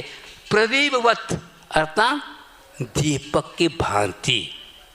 दीपक को जलाएं तो फैलेगा जितने पूरा, और उसके ऊपर कोई आवरण डालो उतने आकर्षक हो जाएगा। हाँ, होता है ना। जैसे लालटेन देख लो, हाँ इतना घुमाओ इतना तक चले जाएगा, और बड़ा इधर फर जाएगा। इसी प्रकार कर्मों के निमित्त से शरीर में ये संकोच विस्तार होता रहता है। क्या? योग के निमित्त से वे संकोच विस्तार को प्राप्त होता है। मन वचन काय पूर्वक ये प्रदेश संकोच और विस्तार को शरीर के अनुसार जैसे आप आवरण डालेंगे उस हिसाब से हो जाते, इसलिए वो असंख्यात प्रदेश वाला भी हो जाता है। होते हुए भी क्या है? वह सूक्ष्म, सबसे ज़्यादा सूक्ष्म अवघान वाला कौन है? निगोदिया जीव, उसमें भी वह रह रहा है, असंख्यात प्रदेश वाला है। इसको देख करके समझ में आता है आज हम 5 फुट के फाना तो कुछ नहीं, वो असंख्यात प्रदेश वाला ही है। जैसे रबड़ को खींचो तो लंबा हो जाएगा, छोड़ तो इतना होता है। इसी प्रकार यह रबड़ के भांति कर्मों के अधीन होकर के जीव की परिणति हो रही है, इसलिए संकोच विस्तार को प्राप्त हो रहे। लेकिन धर्म धर्म अधर्म धर्म ऐसा नहीं होते कि वो शुद्ध है, इसलिए वे संकोच विस्तार को प्राप्त होते नहीं, और वे सदा शुद्ध हैं, इसलिए वे संकोच विस्तार को प्राप्त नहीं होते। अब बताया जा रहा है गति स्थिति उपग्रहो धर्माधर्मयो रूपकार। हाँ, धर्म धर्म अधर्म के क्या उपकार है? उपकार अर्थात गुण धर्म उनका लक्षण। हाँ, क्या है? उपकार भी है अर्थात सहायक है। जैसे पीछे जैसे उपकरण है, उपकार हम करो तो उपकरण, तो उपकार है सहायक है। उसी प्रकार धर्म धर्म अधर्म धर्म उपकारी है। इसलिए गति चित्तपग्रहो, गति कौन गतिवान है? जीव और पुद्गल गतिमान जब होते हैं या स्थितिमान को प्राप्त होते हैं, उस वक्त गति के लिए सहायक धर्म धर्म है और अधर्म स्थिति के लिए। ऐसा नहीं कि आपको खींच के कर रहा है, उदासीन निमित्त है। उदासीन निमित्त किसे कहते हैं? उसके बिना काम नहीं हुआ लेकिन आपको प्रेरित नहीं करेगा। दो प्रकार के निमित्त होते हैं, प्रेरक निमित्त और उदासीन निमित्त। जैसे आप यहाँ बैठे हैं, आलोक में पढ़ रहे हैं, आलोक अर्थात प्रकाश में पढ़ रहे हैं, तो आलोक ये नहीं कह रहा कि पढ़ो, कुछ भी करो, लेकिन इसके बिना नहीं हो पा रहा है। जब तक हम चल रहे हैं, हम अपने पैरों से चलते हैं, लेकिन जब तक प्रकाश नहीं आएगा, सूर्योदय नहीं होगा, तब तक नहीं चल सकते। क्या मतलब? तो रोक रखा है क्या उसने? नहीं, क्योंकि हम जीवों की विराधना न हो उसके बिना नहीं, अर्थात उसके बिना हम चल नहीं सकते। जरूरी है, वो कहीं ना चलो नहीं कह रहा, लेकिन हम वह उसके बिना नहीं। मूर्ति है, क्या है? ये मूर्ति भी उदासीन निमित्त, हम उनको मान का, लेकिन थोड़ी कहते यहाँ पर आओ ऐसा करो नहीं कहे। लेकिन प्रेरक निमित्त कौन है? कौन प्रेरक निमित्त कौन होते हैं? कौन? गुरुदेव, गुरु महाराज प्रेरक निमित्त हैं। मास्टर वगैरह क्या है? प्रेरक निमित्त हैं। आप जैसे किताब के द्वारा पढ़ रहे हैं, किताब क्या है? उदासीन निमित्त है।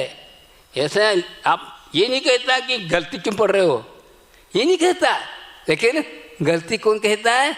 गुरुदेव कहते हैं गलत क्यों पढ़ते हो, ऐसा पढ़ो ऐसा पढ़ो, ये उपदेश देते हैं। ऐसा नहीं, कान पकड़ने वाले को है तो कान पकड़ना अर्थात प्रेरक निमित्त, प्रेरणा कर देते हैं कि ऐसा नहीं ऐसा करना चाहिए, ऐसा नहीं ऐसा करना। इस प्रकार जो मार्गदर्शन जो ये निमित्त है, ये प्रेरक निमित्त है, ये चेतन निमित्त है, उदासीन निमित्त नहीं। यही, और इसीलिए गुरु चरणों में जा करके हम अपनी साधना करते हैं तो सही क्या होता है? साधना बनते हैं तो हम अवश्य लक्ष्य तक पहुंच सकते हैं, नहीं तो नहीं पहुंच पाएंगे। आप अपने सेल्फ स्टडी करो, ठीक है? एक जगह नियम है ना, सेल्फ स्टडी वाले करने वालों को सर्विस नहीं मिलती। क्यों नहीं मिलती? उसने कोई कानून को अपनाया ही नहीं ना, और कुछ नहीं, स्वतंत्र होकर करा तो उसको कुछ है ही नहीं, केवल ज्ञान तो है, लेकिन वह नियमावली दूसरों को तो आप गुरु बना रहे हो, शिष्य बना रहे हो, खुद शिष्य नहीं बनना चाहता है, गलत। सदगुरु वही कहलाता है, कौन? जो पहला शिष्य रहा है, विद्यार्थी रहा है, वही गुरु बनता है। ऐसा नहीं कि डायरेक्ट गुरु बन जाओ, गलत।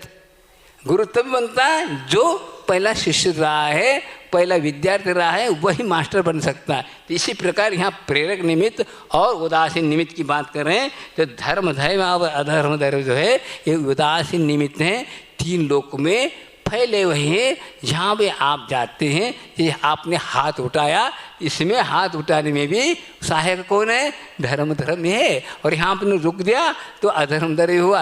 लेकिन अरे मैं अपनी तरफ से रोका, वो क्या रोकता? नहीं, यही तो है, यही तो भगवान की वाणी कह रही है, आज्ञा मान के चलो। ऐसा नहीं, देखिए ऐसा ही होता। आप देखिए सिद्ध भगवान के पास अनंत वीर है, तो आगे क्यों नहीं बढ़ पाए? हाँ, अनंत प्रदेश है, अनंत प्रदेश है, आकाश के खुले हैं, क्यों जाने पर है? बताओ। उदासीन निमित्त हुई कितना लग रहा है प्रेरक। हाँ, जैसे कहते हैं ना मानुषत्व और पर्वत, ये भी उदासीन निमित्त होते हैं, पुत्र जा नहीं सकते, उस पर जा नहीं सकते। ऐसा ये क्या है? मानुषत्व पर्वत जैसा जो निमित्त है, उससे आप आगे बढ़ नहीं सकते। केवल मनुष्य के लिए, बाकी के लिए नहीं, तिरंजों के लिए नहीं, देवों के लिए नहीं, वह मनुष्यों के लिए ही है। बताओ कैसे कैसे निमित्त नैमित्तिक संबंध हैं, इसको समझना जरूरी है। नहीं ऐसा ही होना था, गलत है, गलत। तो इस प्रकार मानना, आप बुध है भगवान के वाणी का अन्यथा रूप अर्थ लगाना, इसको दोषपूर्ण लगा करना है। नहीं इतनी योग्यता थी, फलाने थी, ये ऐसा नहीं। योग्यता वाली बात, अनंत योग्यता थी किनके पास? हाँ, आगे बढ़ नहीं सकते थे क्या? बात, ट्रेन अपनी शक्ति से चलती है, लेकिन पटरी के बिना नहीं चल सकती, नहीं तो एक्सीडेंट हो जाएगा। बिना पटरी पटरी जहाँ है वो पटरी पर चलेगी, पटरी थोड़ी चला रही, लेकिन पटरी बिना भी नहीं चल सकती। इसी प्रकार ये धर्म धर्म है, वहाँ धर्म धर्म है, इसी प्रकार सहायक है। 4 बजने को। हाँ, अब आकाशस्यावगाह, आकाश का क्या लक्षण है, गुण धर्म है? सभी द्रव्यों को अवकाश देना, स्थान देना, जगह देना, उसका क्या है? गुण धर्म है, उसका लक्षण है। अब तो आकाश में रह रहे हैं, आकाश सबको स्थान दे रहा है, लेकिन हम कहते हैं हमारा और तुम्हारा, लड़ाई लड़ते हैं, 1-1 इंच के पीछे लड़ाई होती है, कोर्ट कचहरी होती है, और उसके निमित्त से पाप को बंद करके नरक निरोध का भाजन बनते। कौन बताओ कितने अज्ञानता है? ये जो स्वाध्याय करने पर यही तो ज्ञान होता है। ये स्वाध्याय करने के बाद भी यदि इस प्रकार हम करते हैं तो इसका मतलब है कि कुछ नहीं, वो शाब्दिक ज्ञान है, उसको हम अंतरंग से नहीं ले पा रहे, इसलिए लड़ाई भिड़ाई हो रही। हाँ, और शरीर वांग मन प्राणापाना पुद्गला नाम, पुद्गल का क्या उपकार है? क्या पुद्गल का क्या उपकार है? शरीर मिला आप लोगों को, 3 लोग की जितनी देहदारी हैं, ये पुद्गल का उपकार है। उपकार क्या? वैराग्य के लिए तो नहीं है, इसके बिना हम देखिए, जब तक आत्मा के पास जानने दिखने की क्षमता है, लेकिन वह बिना शरीर से, बिना इंद्रिय से, निमित्त से देखभाल नहीं कर सकता। सिद्ध भगवान अलग चीज़ हैं, लेकिन जब तक संसार में रहेगा तो इसके बिना वह सुख दुख का अनुभव नहीं कर सकता। इसलिए वह शरीर भी क्या है? ये शरीर पुद्गल का यह क्या उपकारी है।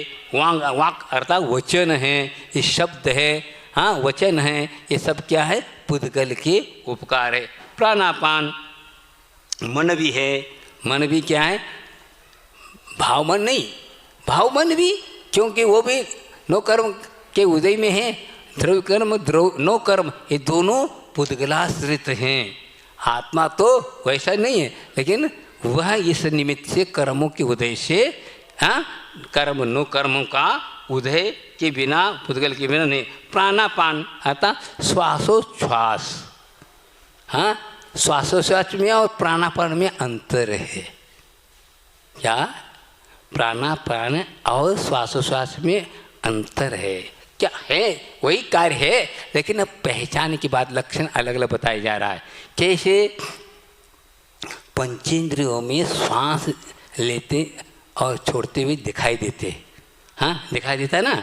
श्वास जो है, पेट फूल रहा है और हाँ वो हाँ ये दिखाई देता है, लेकिन एक इंद्रिय में, 2 इंद्रिय में, 3 इंद्रिय में दिखाई नहीं देता। इसके लिए श्वासोच्छ्वास कहेंगे उनको। यहाँ कहाँ कहेंगे?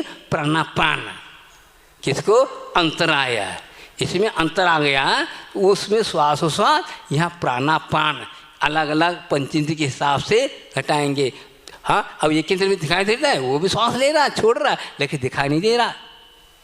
2 इंद्रिय, 3 इंद्रिय में दिखाई नहीं दे रहा, दिखाई देता नहीं देता। इसलिए इसकी संज्ञा अलग दी है और इसकी संज्ञा अलग दी है। इससे हम पहचान सकते हैं। प्राणापान यह पंचेंद्रिय विषयों के हिसाब से है, और श्वासोच्छ्वास आदि वैसे सामान्य रूप से व्यवहार में दोनों उपयोग करते हैं। प्राणापान कम करते हैं, श्वासोच्छ्वास ही हम व्यवहार में कहते हैं। लेकिन इस प्रकार अब नाड़ी देख लो, कहीं नाड़ी पकड़ में नहीं आएगी, क्योंकि हम लोग तो नाड़ी पकड़ में आए, लेकिन उन लोगों की नाड़ी पकड़ में नहीं आती। इसलिए उनका अलग से कहने के लिए प्राणापान और श्वासोच्छ्वास में अंतर है, अर्थ अलग है। हाँ, हो गया। सुख दुख जीवित मरणोपग्राश्च, ये भी पुद्गल का ही उपकार है। क्या? सुख है, दुख है, हाँ जीवन है, मरण है, आदि आदि, ये सब किसके हैं? पुद्गल के हैं, उपकार है। लेकिन मान रहा है क्या? वो मान नहीं रहा है, उसके द्वारा हो रहा है, बात अलग है। ऐसे थोड़ी जैसे आप लोग करते, हम दान दे रहे हैं, सेवा कर रहे हैं, फलन कर रहे हैं, हम बुद्धिपूर्वक कर रहे हैं, ऐसा कर रहे हैं क्या? लेकिन कहा यही जाएगा वह उसके बिना हम काम नहीं चल रहा है, इसलिए हम कहते हैं इसको उपकार। उपकार तो वास्तविक है, आगे आ रहा है। एक जीव वो मानता ही नहीं ना। हाँ, आप देख लो शरीर को, अब देखिए शरीर जब तक प्राण है तब तक उसकी सेवा करते हैं, और जो ही प्राण निकल गए जला देते।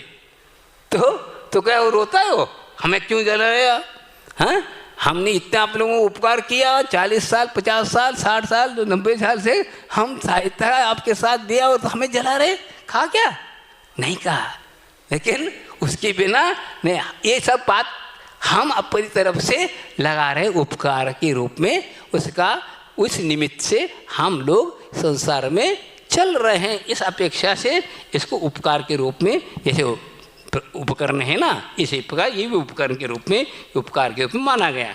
लेकिन वह कृतज्ञता और कृतज्ञता ज्ञापन नहीं करता। कौन करता है? बस जीव, आवारा जीव के। परस्पर गुरो जीवानाम, एक दूसरे जीव पर उपकार करना क्या है? जीव का लक्षण है। क्या यदि एक दूसरे जीव पर उपकार नहीं करते हो, जीव नहीं कहलाएगा? बताओ, पुद्गल कर रहा है लेकिन जीव नहीं करता है तो जीव नहीं कहलाएगा। करना चाहिए एक दूसरे पर हम उपकार। भगवान भी कर रहे हैं, किसके ऊपर? जीवों पर। अनंत हाँ उपदेश देते हैं। उपदेश देना क्या है? ये क्या उपकार नहीं है? उन्होंने तो बताया कि 3 लोग कैसा है, क्या है, कब से आ रहे, क्या है, आपका स्वरूप क्या, आदि से पूरा ज्ञान उन्होंने कराया, और उनके कहने से चलते हैं तो हमारा भी कल्याण होता है। ये सब क्या उपकार उनका है। इसी प्रकार धर्मात्मा का लक्षण है, जो उपकार करता है, नहीं करता है तो वो धर्मात्मा नहीं कहलाएगा। धर्म आता उसका एक गुणधर्म होना जरूरी है। हम अपना कल्याण तो चाहते लेकिन इस प्रकार करते हैं तो जीव का लक्षण नहीं। एक दूसरे पर सहायता करना अलग अलग से, इसी को कहते हैं आचार्य महाराज सक्रिय सम्यक। सम्य दृष्टि है तो उसके क्या, उसके दिल में दूसरों के प्रति देख करके अनुकंपा जाग जाती है, और वह इन किन प्रकार ने अपनी शक्ति के अनुसार उपकार करता है। तो आप सम्य दृष्टि है, नहीं तो नहीं, केवल ग्रटी रिटाई नहीं, उसके पास अनुकंपा होनी चाहिए। अनुकंपा नहीं है, करुणा दया हाँ वात्सल्य प्रेम नहीं है, तो केवल जो है रटी रटी बातें हैं। इसलिए करो। आचार्य क्या कह रहे हैं, ऐसे क्यों करवा रहे हैं? बड़ी भाषा ही तो कर रहे हैं, बैठे बैठे क्यों कर रहे? हाँ, देखो वास्तविक सेवा वह कहलाती है अपने सुख को दूसरों के वास्ते खपाना। सच्ची क्या है? सेवा है। हम उस सुख से नहीं, ये करना हमारे लिए ये सही है। हम सुखी बने रहे, दूसरे दुखी बने रहे, ये जीवात्मा का लक्षण नहीं, धर्मात्मा का लक्षण नहीं है। ये हमें समझ के चलना चाहिए। अब आता है काल के बारे में। अब काल का कहानी, फिर भी काल के बारे में कहा जाएगा। काल का क्या लक्षण है, गुणधर्म है, किस रूप में वह कार्य करता है। वर्तना परिणाम क्रिया परत्वा पृथ्वीच कालस्य, अर्थात वर्तना परिणमन कराना, करना। 6 द्रव्य प्रति समय वर्तन कर रहे हैं, परिणमन कर रहे हैं। उस परिणमन में सहायक है कौन? काल द्रव्य। निश्चय काल है। निश्चय काल का क्या है? निश्चय काल वह है, एक द्रव्य है, वो निश्चय काल द्रव्य का ये निश्चय वर्तना, ये वर्तना आता परिणमन कराना। वह क्या है? कोई द्रव्य हो वो परिणमन करा, प्रत्येक द्रव्य परिणमन करने की क्षमता है, लेकिन उसमें वह सहायक है। जैसे उदाहरण दिया, कुमार जो है चक्र चलाता है, चक्र चलाता है, चक्र अपने अपने घूम रही है, लेकिन कील के बिना वह घूम नहीं सकती। कील अपने आप गड़ा हुआ, हाँ गड़ा हुआ, स्थिर है, कुछ भी नहीं कर रहा, लेकिन उसके बिना नहीं चलता, इसी प्रकार काल भी कील के भांति सबको परिणमन करने में सहायक है। यदि यह नहीं है तो वह द्रव्य नहीं है, द्रव्य का लक्षण है। परिणमन करना एक दूसरे के पूरक हैं, वह उसका धर्म है। जैसे ये है तो वर्तना परिणाम, परिणाम अर्थात ये है क्रोध से मान की ओर, मान से माया में, इसी प्रकार पुद्गल में रूप से गंध से गंधांतर, रूप से रूपांतर आदि आदि कराना, ये क्या है? परिणाम कहलाता है। ये प्रतिभा हो रहा है। उस काल में वो पहले हरा था, फिर पीला हो गया, फिर क्या हुआ? पक गया, फिर सड़ गया, फलान हुआ। ये सब क्या परिणाम है? क्या किसका है नाम? किसके कारण?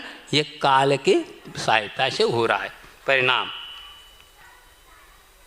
क्रिया स्थान से स्थानांतर जाने में भी सहायक है। क्या? बादल जा रहे हैं, आ रहे हैं, खुद आप जा रहे हैं, इसमें भी सहायक है। परत्वा पृथ्वी च, छोटा बड़ा आदि आदि, सूक्ष्म स्थूल आदि आदि सब परिणाम में क्या है? पुद्गल का ये सब क्या है? व्यवहार काल में है। निश्चय काल तो वर्तना है। निश्चय काल की परिभाषा का एक समय वाला जो होता है वह क्या है? समय कहलाता है। तो अनेक समय मिल करके क्या होते? पल, मिनिश, घड़ा घंटा आदि आदि, ये सब व्यवहार में आता है। तो समय की परिभाषा क्या है?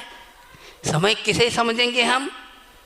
समय उसको समझेंगे एक परमाणु दूसरे प्रदेश में जाने में जो काल लगा वह एक समय। एक प्रदेश से दूसरे प्रदेश में जाने में जो समय लगा उसको कहते समय। एक समय तो एक प्रदेश से दूसरे समय में प्रदेश में जाने में जो काल का प्रमाण। जैसे आप देख रहे हैं ना, कांटा घूम रहा है, इतने जाने पर 4:05 हो गए, फलाना फलाना हो गए। इसी प्रकार समय को कैसे हम पकड़ेंगे? निश्चय काल है बहुत, हम शब्दों में कह नहीं सकते, लेकिन भी इसको इस ढंग से समझेंगे। एक प्रदेश से दूसरे प्रदेश में एक परमाणु जाने में जितना काल लगे उसको कहते हैं समय। ऐसा अब आता है स्पर्श रस गंध वर्णवंत पुद्गल। पुद्गल में क्या है? मूर्ति रूपी सुबह देखा है ना, रूपवाना है। तो उसमें कैसे? स्पर्श है, रस है, गंध है और रूप है। ये चार क्या है? इसके गुण हैं। इससे वह अलग नहीं हो सकता। क्या? और ये भी है कि रस वाला स्पर्श में परिवर्तित हो, ऐसा नहीं। स्पर्श रहेंगे। स्पर्श ये गुण है, उसके पर्याय 8 हो जाते हैं। रस के 5 पर्याय हो जाते हैं, और गंध के 2 हो जाते हैं और रूप के 5 हो जाते हैं। इस प्रकार अलग अलग उसके पर्याय हैं, लेकिन 4 उसके गुण हैं। ये गुण से रहित नहीं हो सकता। एक परमाणु में भी इतने पाए जाएंगे, एक परमाणु में ही 4 पाएंगे, स्कंद में नहीं। स्कंद तो अनंत परमाणु का पिंड है, लेकिन एक परमाणु में ये 4 गुण पाए जाते हैं। इसको नाम पुद्गल है। अब पुद्गल के स्कंद की बात करते हैं। और शब्द बंध सूक्ष्म स्थौल संस्थान भेद तमच्छाया तपोद्योतवंतश्च, क्या ये जितनी भी हैं ये पुद्गल की ही क्या है? परिणतियां हैं। शब्द है, बोला जा रहा है, शब्द के द्वारा अर्थ का ज्ञान होता है, भाषा कहलाती है। तो वो भी 2 प्रकार की भाषा होती है, अक्षरी और अनक्षरी। अक्षरी हम आप लोग बोलते हैं। अनक्षरी भाषा कौन सी? पशुओं की भाषा, कीड़े मकोड़े आदि आवाज़ करते हैं, क्या अनक्षरी हैं? अनक्षर की 2 भेद और करो, क्या? भाषात्मक और आभासात्मक कौन कौन से? मेघ गर्जना है, हाँ, बांसुरी बज रही है, हाँ, ढोल बज रहा है, हाँ, और घंटा बज रहा है। ये सब क्या है? आभाषा है। बादलों की गरजना निसर्गज हैं, और ये बाकी ये क्या है? बांसुरी बजाना ये और हारमोनी बजाना, ये क्या है? ये प्रयोजन है, हाँ, प्रायोगिक है, और ये नैसर्गिक हैं। बादल आदि गर्जन करना आदि करना ये हो रहा है, ये बात। लेकिन ये इस प्रकार बंद, अर्थात एक दूसरे का बंद होना भी क्या है? पुद्गल का ही कि रूप है, हाँ, कार्य है।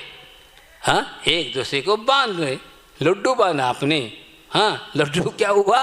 ये बंद हुआ, हाँ, फोड़ देते हैं, ये होता आदि है, सब क्या है? सब उसके भेद होते रहते हैं, उसके अलग अलग अलग बताएंगे।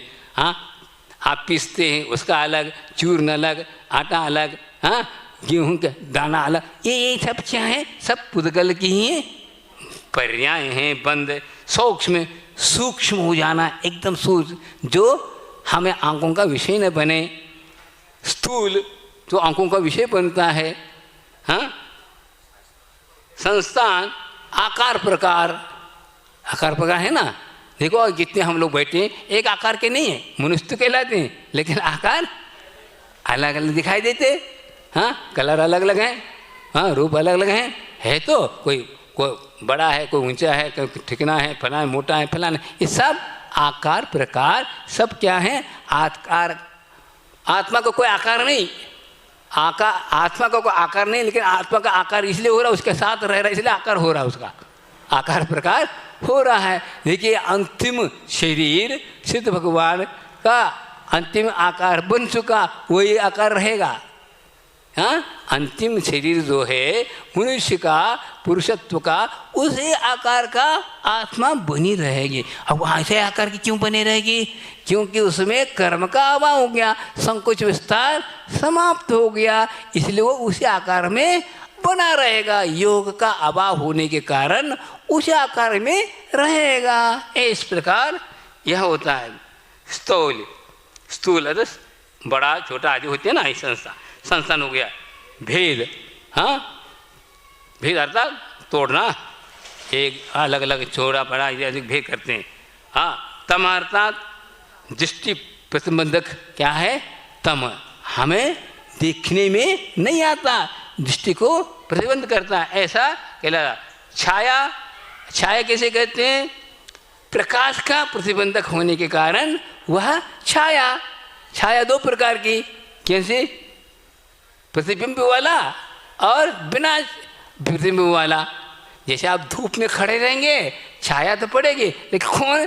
आपका आकार नहीं दिखाई देगा, लेकिन आप पानी में देखेंगे या दर्पण में देखेंगे तो प्रतिबिंबित होता है। ये भी क्या? पुद्गल की परिणति भी छाया है। छाया चित्र कहते हैं ना, छाया चित्र किसको कहते हैं? फोटो को, हाँ, प्रतिबिंब हो रहा है। तो वो हाँ, दो प्रकार के। आप बिना छाया अर्थात छाया में खड़े रहो, धूप में खड़े रहो, छाया पड़ती है, लेकिन उसका बॉर्डर दिखाई देता है, निगेटिव जैसा, पॉजिटिव नहीं है। पॉजिटिव अर्थात केला का प्रतिबिंब वाला। इस प्रकार दो प्रकार के छाया कहलाएंगे। हाँ, छाया ताप, सूर्य के प्रकाश के द्वारा जो ताप उत्पन्न होता है वो ताप कहता है। उद्योत, चंद्रमा के द्वारा जो प्रकाश प्राप्त होता है उद्योत कहलाता है। ताप में हाँ कष्ट होगा, हाँ, उद्योत में आपको कुछ प्रकार का ये नहीं होगा। ये सब पुद्गल की ही पर्याय हैं, पुद्गल संबंधी हैं। हाँ, उद्योतवंतश्च, इस प्रकार सब क्या हैं? ये पुद्गल की ही परिणतियाँ पर्याय हैं, पुद्गल संबंधी हैं। जो भी आपको संसार में जो भी आप देख रहे हैं, सुन रहे हैं, हाँ, मनन कर रहे हैं, सब कुछ ये सब पुद्गल का ये आत्मा तो दिखाई नहीं देता। आत्मा संवेदन कर रहा है और करते हुए भी वह भी पुद्गल का ही संवेदन कर रहा है। कितना आत्मा का कोई अस्तित्व नहीं है जैसा लगता है। बताओ, ये सब इसी में हो रहा है, सब हो रहा है, अस्तित्व दिखाई नहीं रहा, लेकिन है। इसके अलावा एक तत्व उसमें समाहित है, उसी की परिणति है। पुद्गल आत्मा ने इस प्रकार परिणमन किया जिसके कारण इस प्रकार के शरीर का निर्माण हुआ, आदि आदि हुआ, और इसका फल भोग रहा है। अनवस्कंदाश्च, पुद्गल के भेद, दो भेद, अनु और स्कंद। अनु किसको कहा? एक प्रदेश वाला अनु जो पुद्गल शुद्ध द्रव्य है, अशुद्ध द्रव्य नहीं। अशुद्ध द्रव्य बनने की क्षमता है, लेकिन परमाणु जब तक रहेगा वह शुद्ध द्रव्य है। स्कंद किसको कहते? अनंत परमाणुओं का पिंड का नाम क्या है? स्कंद है। अर्थात वह पिंड एक प्रदेश वाला नहीं, अनंत प्रदेश वाला, इसलिए इसको स्कंद को बहुप्रदेश करके उसको काय कहा, स्कंद के अपेक्षा से। अब आता है भेद संगाताभ्याम उत्पद्यन्ते। अनवस्कंदात भेद संगातेभ्य उत्पद्यन्ते। भेद से, संगात से और भेद संगात से क्या? स्कंद की उत्पत्ति। क्या कहा? हाँ, भेद की संगात, स्कंद की उत्पत्ति किस प्रकार से? भेद से, संगात से और भेद संगात से, एक साथ दोनों। भेद अर्थात फोड़ दिया, स्कंद संगात अर्थात जोड़ दिया, ये हुआ। और एक साथ दोनों करना है आपको। भेद संगात उत्पत्ति कैसे घटाओ बताओ, क्या उदाहरण है? बहुत अच्छी चीज़ है, आज तक आप लोगों ने नहीं सुनी, वो सुनाता हूँ आपको। 1976 में सुना था, चर्चा के दौरान में उस वक्त सुनाया, बहुत अच्छा उदाहरण दिया, बहुत सरल उदाहरण है। आप जो है गुड़ है और उसको हथौड़े से फोड़ा, फूट भी गया और चिपक भी गया, संगात भी हुआ और फूट भी गया, एक साथ संगात भी उत्पद्यन्ते। आज तक कोई ऐसा उदाहरण दिया किसी ने? बताओ। ये तो सहज, लेकिन घटा नहीं पाते। एक साथ दोनों, संगात भी हुआ और भेद भी हुआ। भेद तो होता है, भेद भी होता है, संगात भी होता है, लेकिन भेद संगात भी उत्पद्यन्ते, एक साथ दोनों भेद संगात भी उत्पद्यन्ते। तो गुड़ को हमने फोड़ा तो दो भागों में फूट गया, साथ साथ उसमें चिपक भी गया, तो क्या हुआ? भेद संगात भी उत्पद्यन्ते। यह क्या हुआ? स्कंद की उत्पत्ति का उदाहरण है। भेदादनु, हाँ, अणु की उत्पत्ति तो भेद से है, हाँ, संगात से नहीं। परमाणु की जो है, हाँ, क्या? भेदादनु, अणु की उत्पत्ति तो भेद से है, न कि संगात से है। जब भी अणु की उत्पत्ति होगी वो भेद से ही होगी, न कि संगात से। लेकिन स्कंद की उत्पत्ति तो भेद से, संगात से और भेद संगात से, तीनों से द्वारा स्कंद की उत्पत्ति। लेकिन परमाणु की उत्पत्ति तो भेद से ही, भेदादनु ऐसा कहा। भेद संगाताभ्याम चाक्षुषः, 28 वाला सूत्र। क्या कहा? भेद संगाताभ्याम चाक्षुषः, भेद और संगात होने पर चाक्षुष अर्थात इंद्रिय का, चक्षु इंद्र का विषय बनता है। इसलिए आचार्य महाराज ने बहुत सुंदर उदाहरण दिया। कैसा उदाहरण? आप लोग अभी बैठे बैठे कर सकते हैं, देख सकते हैं कैसे भेद और संगात के द्वारा क्या होता है? चाक्षुष होता है।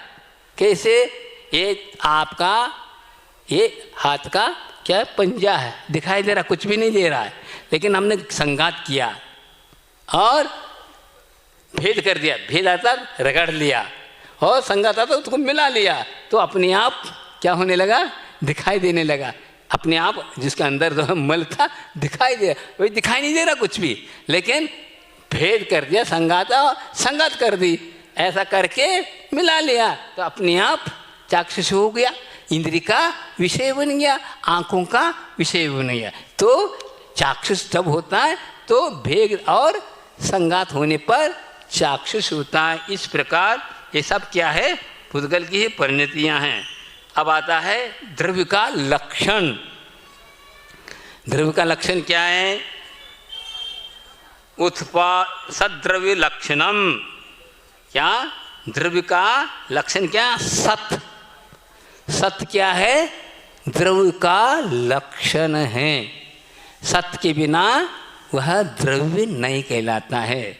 इसलिए आचार्यवाद कहते हैं सत्य की ओर दृष्टिपात करो, अर्थात उसमें भेद नहीं होगा। प्रत्येक द्रव्य में सत्य है, वो सत्य की ओर दृष्टिपात करेंगे। ये नहीं कहो ये पुद्गल द्रव्य है, ये अधर्म द्रव्य है, आकाश द्रव्य है, जीव द्रव्य, कहने की जरूरत नहीं। सत्य की ओर बस एक अखंड द्रव्य की ओर तो पंक्तिकों से विकल्प को कम करने की तरीका है। ध्यान करने के लिए एक तरीका सत्य की ओर दोस्त करो। तो जीव को सत्य नहीं कहो, कुछ नहीं कहो, सत्य कोई भी ही लो, सत्य की ओर दृष्टिपात करते हैं तो मन का जो चंचलता है शांत होगा। इसे सत्य उपयोग को सत्य रूप बनाओ, अर्थात विकल्प मत करो। हाँ, सद्द्रव्य लक्षणम, लक्षण अर्थात क्या? लक्षण, लक्षण त्रैकालिक होता है और स्वभाव त्रैकालिक नहीं हुआ करता। उपयोगो लक्षणम जो है जीव का लक्षण है, ये जो है सब में पाया जाएगा, अनादिकालीन है, अनंत काल रहेगा। लेकिन शुद्ध अशुद्ध वाली बात अलग है। स्वभाव त्रैकालिक नहीं है, स्वभाव तो क्या? साधी अनंत है। सिद्धों का जो स्वभाव है साधी अनंत है, लेकिन लक्षण तो अनादि अनंत है। ऐसा लक्षण की परिभाषा क्या है? लक्षण कैसे कहते हैं ये भी समझो। बहुत से पदार्थों में से किसी एक पदार्थ को निकालने को, अंतर पृथक करने को क्या कहते हैं? लक्षण। कैसे? समझ लो। एक टोकरी है, उसमें 6 प्रकार के फल हैं। सामान्य रूप से क्या कहलाएगा? फल की टोकरी है ना। लेकिन उसमें क्या क्या है? आम है, केला है, संतरा है, हाँ नींबू है, हाँ अमरूद है, अंगूर है, आदि आदि 6 हो गए। अब ये कहलाएगा फल की टोकरी। लेकिन कहा गया भाई आम को उठाओ, तो आपने केले को उठाया। इसका मतलब केला का लक्षण अलग है, आम का लक्षण अलग है।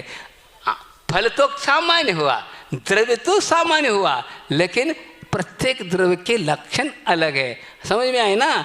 आम का लक्षण अलग है, केला का लक्षण अलग है, संतरा का लक्षण अलग है, नींबू का अलग है, आदि आदि के फलों का लक्षण होने के कारण सामान्य रूप से फल कहा जाता है, लेकिन उनके गुणधर्म के हिसाब से उसके लक्षण अलग। इसी प्रकार 6 द्रव्यों का यह टोकरा संसार है, इसमें अलग अलग द्रव्य के लक्षण है। उसमें कौन, हम कौन है? जीव द्रव्य है। जिसमें उपयोग पाया जाता वह जीव कहलाता, जिसमें उपयोग नहीं पाया जाता वह अलग है। पुद्गल का रूप रसगंध वाला कहलाता, स्थिति कह रहा है तो उपयोग अलग अलग लक्षण के द्वारा द्रव्यों के लगे। इसलिए ये सब जानना जरूरी है। इसलिए अजीव को समझो, जीव को समझो। इसलिए अभी तक जीव की परिभाषा समझें, लेकिन लक्षण पकड़ में नहीं आ रहा था, इसलिए समझना जरूरी है। अब आता है उत्पाद व्यय द्रव्ययुक्तम सत। सत किसे कहते हैं? जिसमें उत्पाद, व्यय और द्रव्य ये तीनों जब जिसमें पाए जाते हैं उसको कहते हैं सत। उस सत अर्थात उससे भिन्न नहीं, ये तीनों से युक्त वाले को सत कहते हैं। हाँ, जैसे 12 केला है तो 1 दर्जन नाम दिया। इसी प्रकार उत्पाद, व्यय और द्रव्य क्या है? तीनों से युक्त होता, उसी को सत कहते हैं। उत्पाद अर्थात उत्पन्न होना, व्यय अर्थात नाश को प्राप्त होना, और जो का तो बने रहना क्या है? द्रव्य। इससे युक्त वाला क्या है? सत है। यह द्रव्य का लक्षण है। इस वाला इससे रहित द्रव्य का लक्षण नहीं है। द्रव्य का लक्षण बताया गया। तद्भावा व्ययम नित्यम, अर्थात तद्भावा, तद्भावा अर्थात किसका? उस द्रव्य का भावों से, हाँ तद्भाव से अभाव को प्राप्त नहीं होना क्या है? नित्य है। हाँ, अर्थात जीव में जो तद्भाव, भाव अर्थात उपयोग भाव है, ज्ञान दर्शन जो भाव है उससे रहित नहीं होना, ये क्या है? नित्य है। नित्य अर्थात इस अपने लक्षण से कभी भी वह विलक्षणता लक्षण से रहित नहीं होगा। पुद्गल अपने लक्षण से रहित नहीं होगा। धर्म धर्म, अधर्म धर्म, काल धर्म, जीव धर्म अपने लक्षण से नहीं रहित होना ही क्या है? नित्य है। नित्य की परिभाषा क्या? तद्भावा अव्ययम, अर्थात नाश को नहीं प्राप्त होना नित्य है। अर्पिता नर्पित सिद्धे। अब आ गया देखो, हाँ, कभी नाश को प्राप्त होता है, कभी नाश को प्राप्त नहीं होता। ये कैसे? अब बता रही उसी अपेक्षा से। कैसे? जैसे आप जब थे, जन्मे थे, आप तो मनुष्य हैं, लेकिन जन्मते वक्त क्या कहते हैं? आपको बालक कहते हैं। फिर बाद में युवा हो गया, फिर बाद में क्या हुआ? जवान हो गया। ये क्या है? अर्पिता नर्पित सिद्धे। लेकिन मनुष्यत्व तो बना हुआ है और वृद्धत्व आ गया। ये सब मनुष्य में ही घट रहा है। ये जो मनुष्य की अपेक्षा नित्य है, पर्याय के अपेक्षा से अर्पिता नर्पित सिद्धे। गौण और मुख्य को प्रसंग के अनुसार घटाना, इसी को कहते हैं। अनेकांत के द्वारा इसको प्रासंगिक घटाता है तो वह समझ सकता है, नहीं तो नहीं समझ सकता है। अब आता है स्निग्ध वृक्षत्वाद बंध। स्निग्ध और वृक्ष के द्वारा बंध होता था, स्कंद को प्राप्त होता है। कर्म का बंध भी होता है, किसके द्वारा? देखिए, ये स्निग्ध और वृक्ष किस गुण के पर्याय? ये स्पर्शन गुण के पर्याय हैं। और 6 गुण और 6 और पर्याय उनके द्वारा नहीं होगा। शीत उष्ण के द्वारा, लघु गुरु, हाँ, इसके द्वारा नहीं होगा। और क्या? हल्का भारी के द्वारा नहीं होगा। केवल बंद होगा तो स्निग्ध के द्वारा और वृक्ष के द्वारा। स्निग्ध वृक्ष के द्वारा भी बंद होगा, स्निग्ध स्निग्ध से भी वृक्ष, और वृक्ष से भी होगा स्निग्ध वृक्ष के द्वारा। तीनों के द्वारा यह बंध को प्राप्त होता रहता। यह पुद्गल का परिणमन है। स्कंद कब बनता है? इस प्रकार बनता है। तद्भाव नहीं नित्यम अर्पित हो गया। न जघन्य गुणानाम। अब यह क्या है? ये प्रसंग जो है इसी संबंधित है। बंद कब होगा, कब नहीं होगा? न जघन्य गुणानाम। जघन्य गुण के साथ कभी बंद को प्राप्त नहीं होता है। कैसे? स्निग्ध के 3 हैं और वृक्ष के 4 हैं। इनके साथ बंद को प्राप्त नहीं होगा। क्या? वह स्कंद को प्राप्त नहीं होगा। न जघन्य गुणा नाम गुण सामे सदस्यानाम। दोनों गुण समान हो तो भी बंधन को प्राप्त नहीं होगा। अर्थात वृक्ष भी समान हो, 3 हो, और स्निग्ध भी 3 हो तो बंध को प्राप्त नहीं होगा। अब किसके द्वारा बंध होगा? बताते ध्वनिक आदि गुणानम तू। हाँ, किसके द्वारा होगा? 2 अधिक गुण हो, एक में कम हो, उससे 2 गुण ज़्यादा हो। जैसे किसी में 6 गुण हैं, एक में 8 गुण हैं, बंद होगा? नहीं होगा। होगा, अधिक है ना 2 गुण, अधिक वाले को तो होगा ना। इसलिए तो जिसमें 8 गुण है वो 6 के साथ बंद हो जाएगा। बस कहने का तात्पर्य, अधिक गुण हो तो हो सकता है नहीं। आप कहो, आप बताओ, एक उदाहरण समझ लो। आप लोग प्रतिदिन दूध को जमाते हैं, हाँ जमाते हैं ना, इसमें वही घट रहा है, स्निग्ध वृक्षत्वाद बंध। हाँ, तो उसमें जामुन डालते हैं, कितने डालते हैं? अरे 1 किलो दूध है और 1 किलो आधा किलो चाहिए क्या उसके लिए? नहीं, फिर 1 बूंद या 1.5 बूंद उसमें जामुन डाल दिया तो जम गया। बताओ, इसमें रुक्षत्व गुण ज़्यादा है और उसमें मधुर गुण स्निग्ध गुण कम है। इसलिए आप देखो ज़्यादा दधिकारी गुणानंद तो अधिक गुण चाहिए, अब तो गुण है ही नहीं इसमें। यहाँ पर बाहर से देखने में कम दिख रहा है, लेकिन उसमें जो परमाणु जो है ऋक्षत्व के ज़्यादा हैं, स्निग्ध के कम हैं। और यदि ज़्यादा डालोगे फट जाएगा, जम नहीं पाएगा। यहाँ तक कि पुराना कोई बर्तन है, धोबी डाल दो, उसमें डाल दो तो भी जम जाता है, संस्कारित होने के कारण।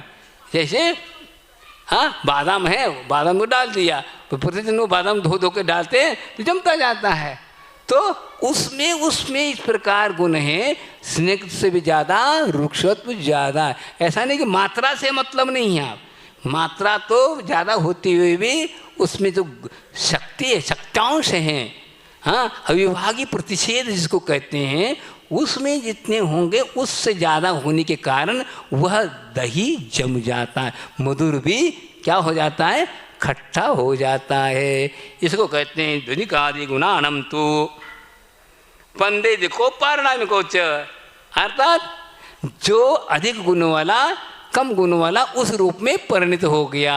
जैसे दूध भी खटास के रूप में, हाँ, किस रूप में हुआ, आदि के गुण होने के कारण वह मधुर भी खटास के रूप में, हाँ, क्या कहते हैं इसको, खटास ही है ना, हाँ, खट्टे के रूप में परिणत हो गया, दही हो गया।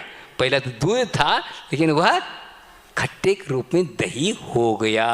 इत्यादि गुणानंत, हाँ, यहाँ क्या बंदे देखो पारणामिको च, अर्थात ये हुआ जैसे करेला है और उसमें आपने क्या गुड़ और इमली आदि मिला दी तो है उसका उस रूप में ढल गया।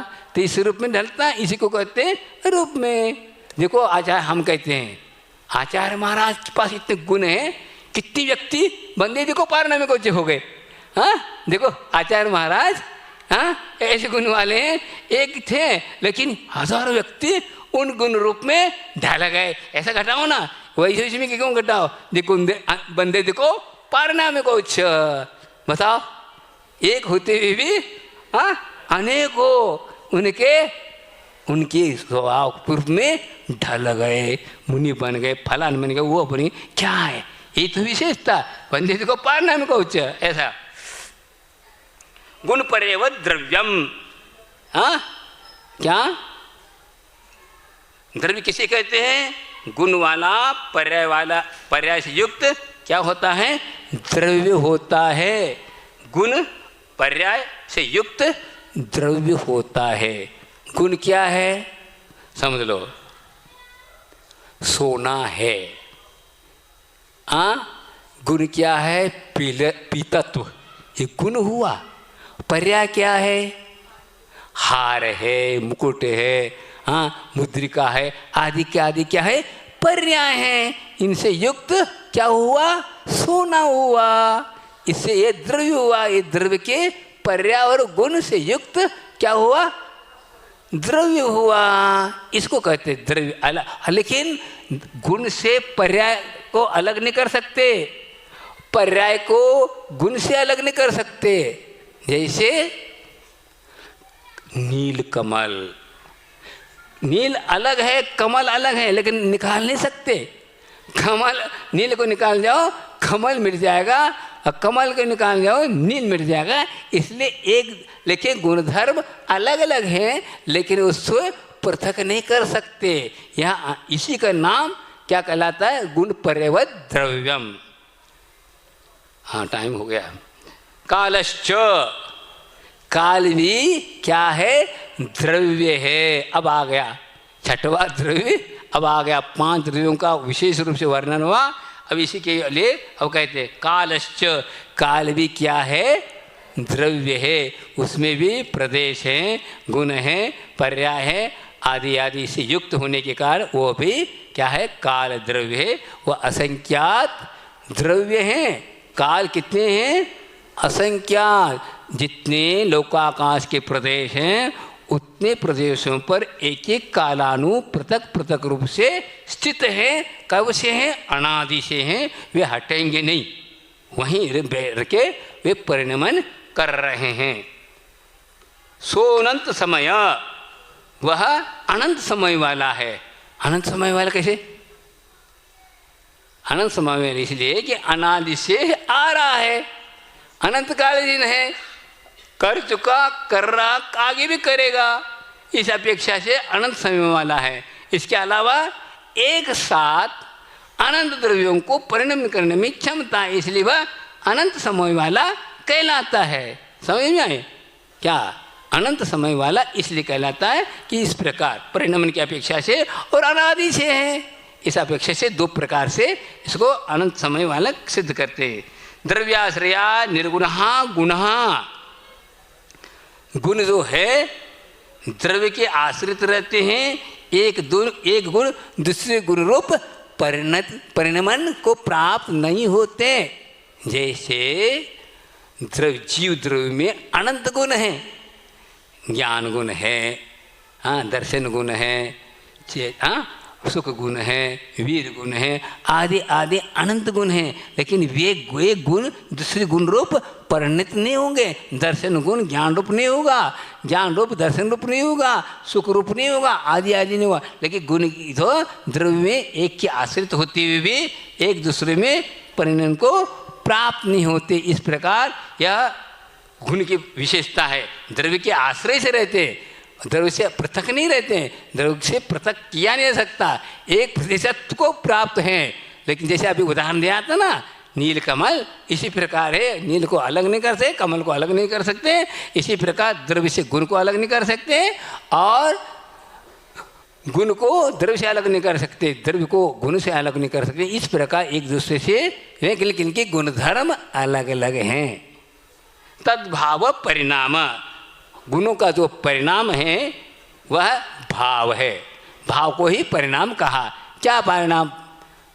ज्ञान का परिणाम क्या है? जानना। देख, हाँ, जानना क्या है? ये ज्ञान गुण का परिणाम, तद्भाव, उसका जो भाव अर्थात उसी को परिणाम कहते हैं। परिणाम को, भाव को एकार्थवाची है। उसका गुणधर्म, उसका भाव या परिणाम क्या है? इस प्रकार ज्ञान गुण का भाव ये है, दर्शन गुण का भाव ये है, सुख गुण का ये है। इस प्रकार सभी द्रव्यों के गुणों के भाव होते। इस प्रकार ये पंचम अध्याय 42 सूत्रों के द्वारा यह समाप्त को प्राप्त होता है। बोधि समाधि परिणाम शुद्धि स्वात्मोपलब्धि शिव सौ की सिद्धि चिंतामणि चिंतित वसुदानी पावंद मानस ममास।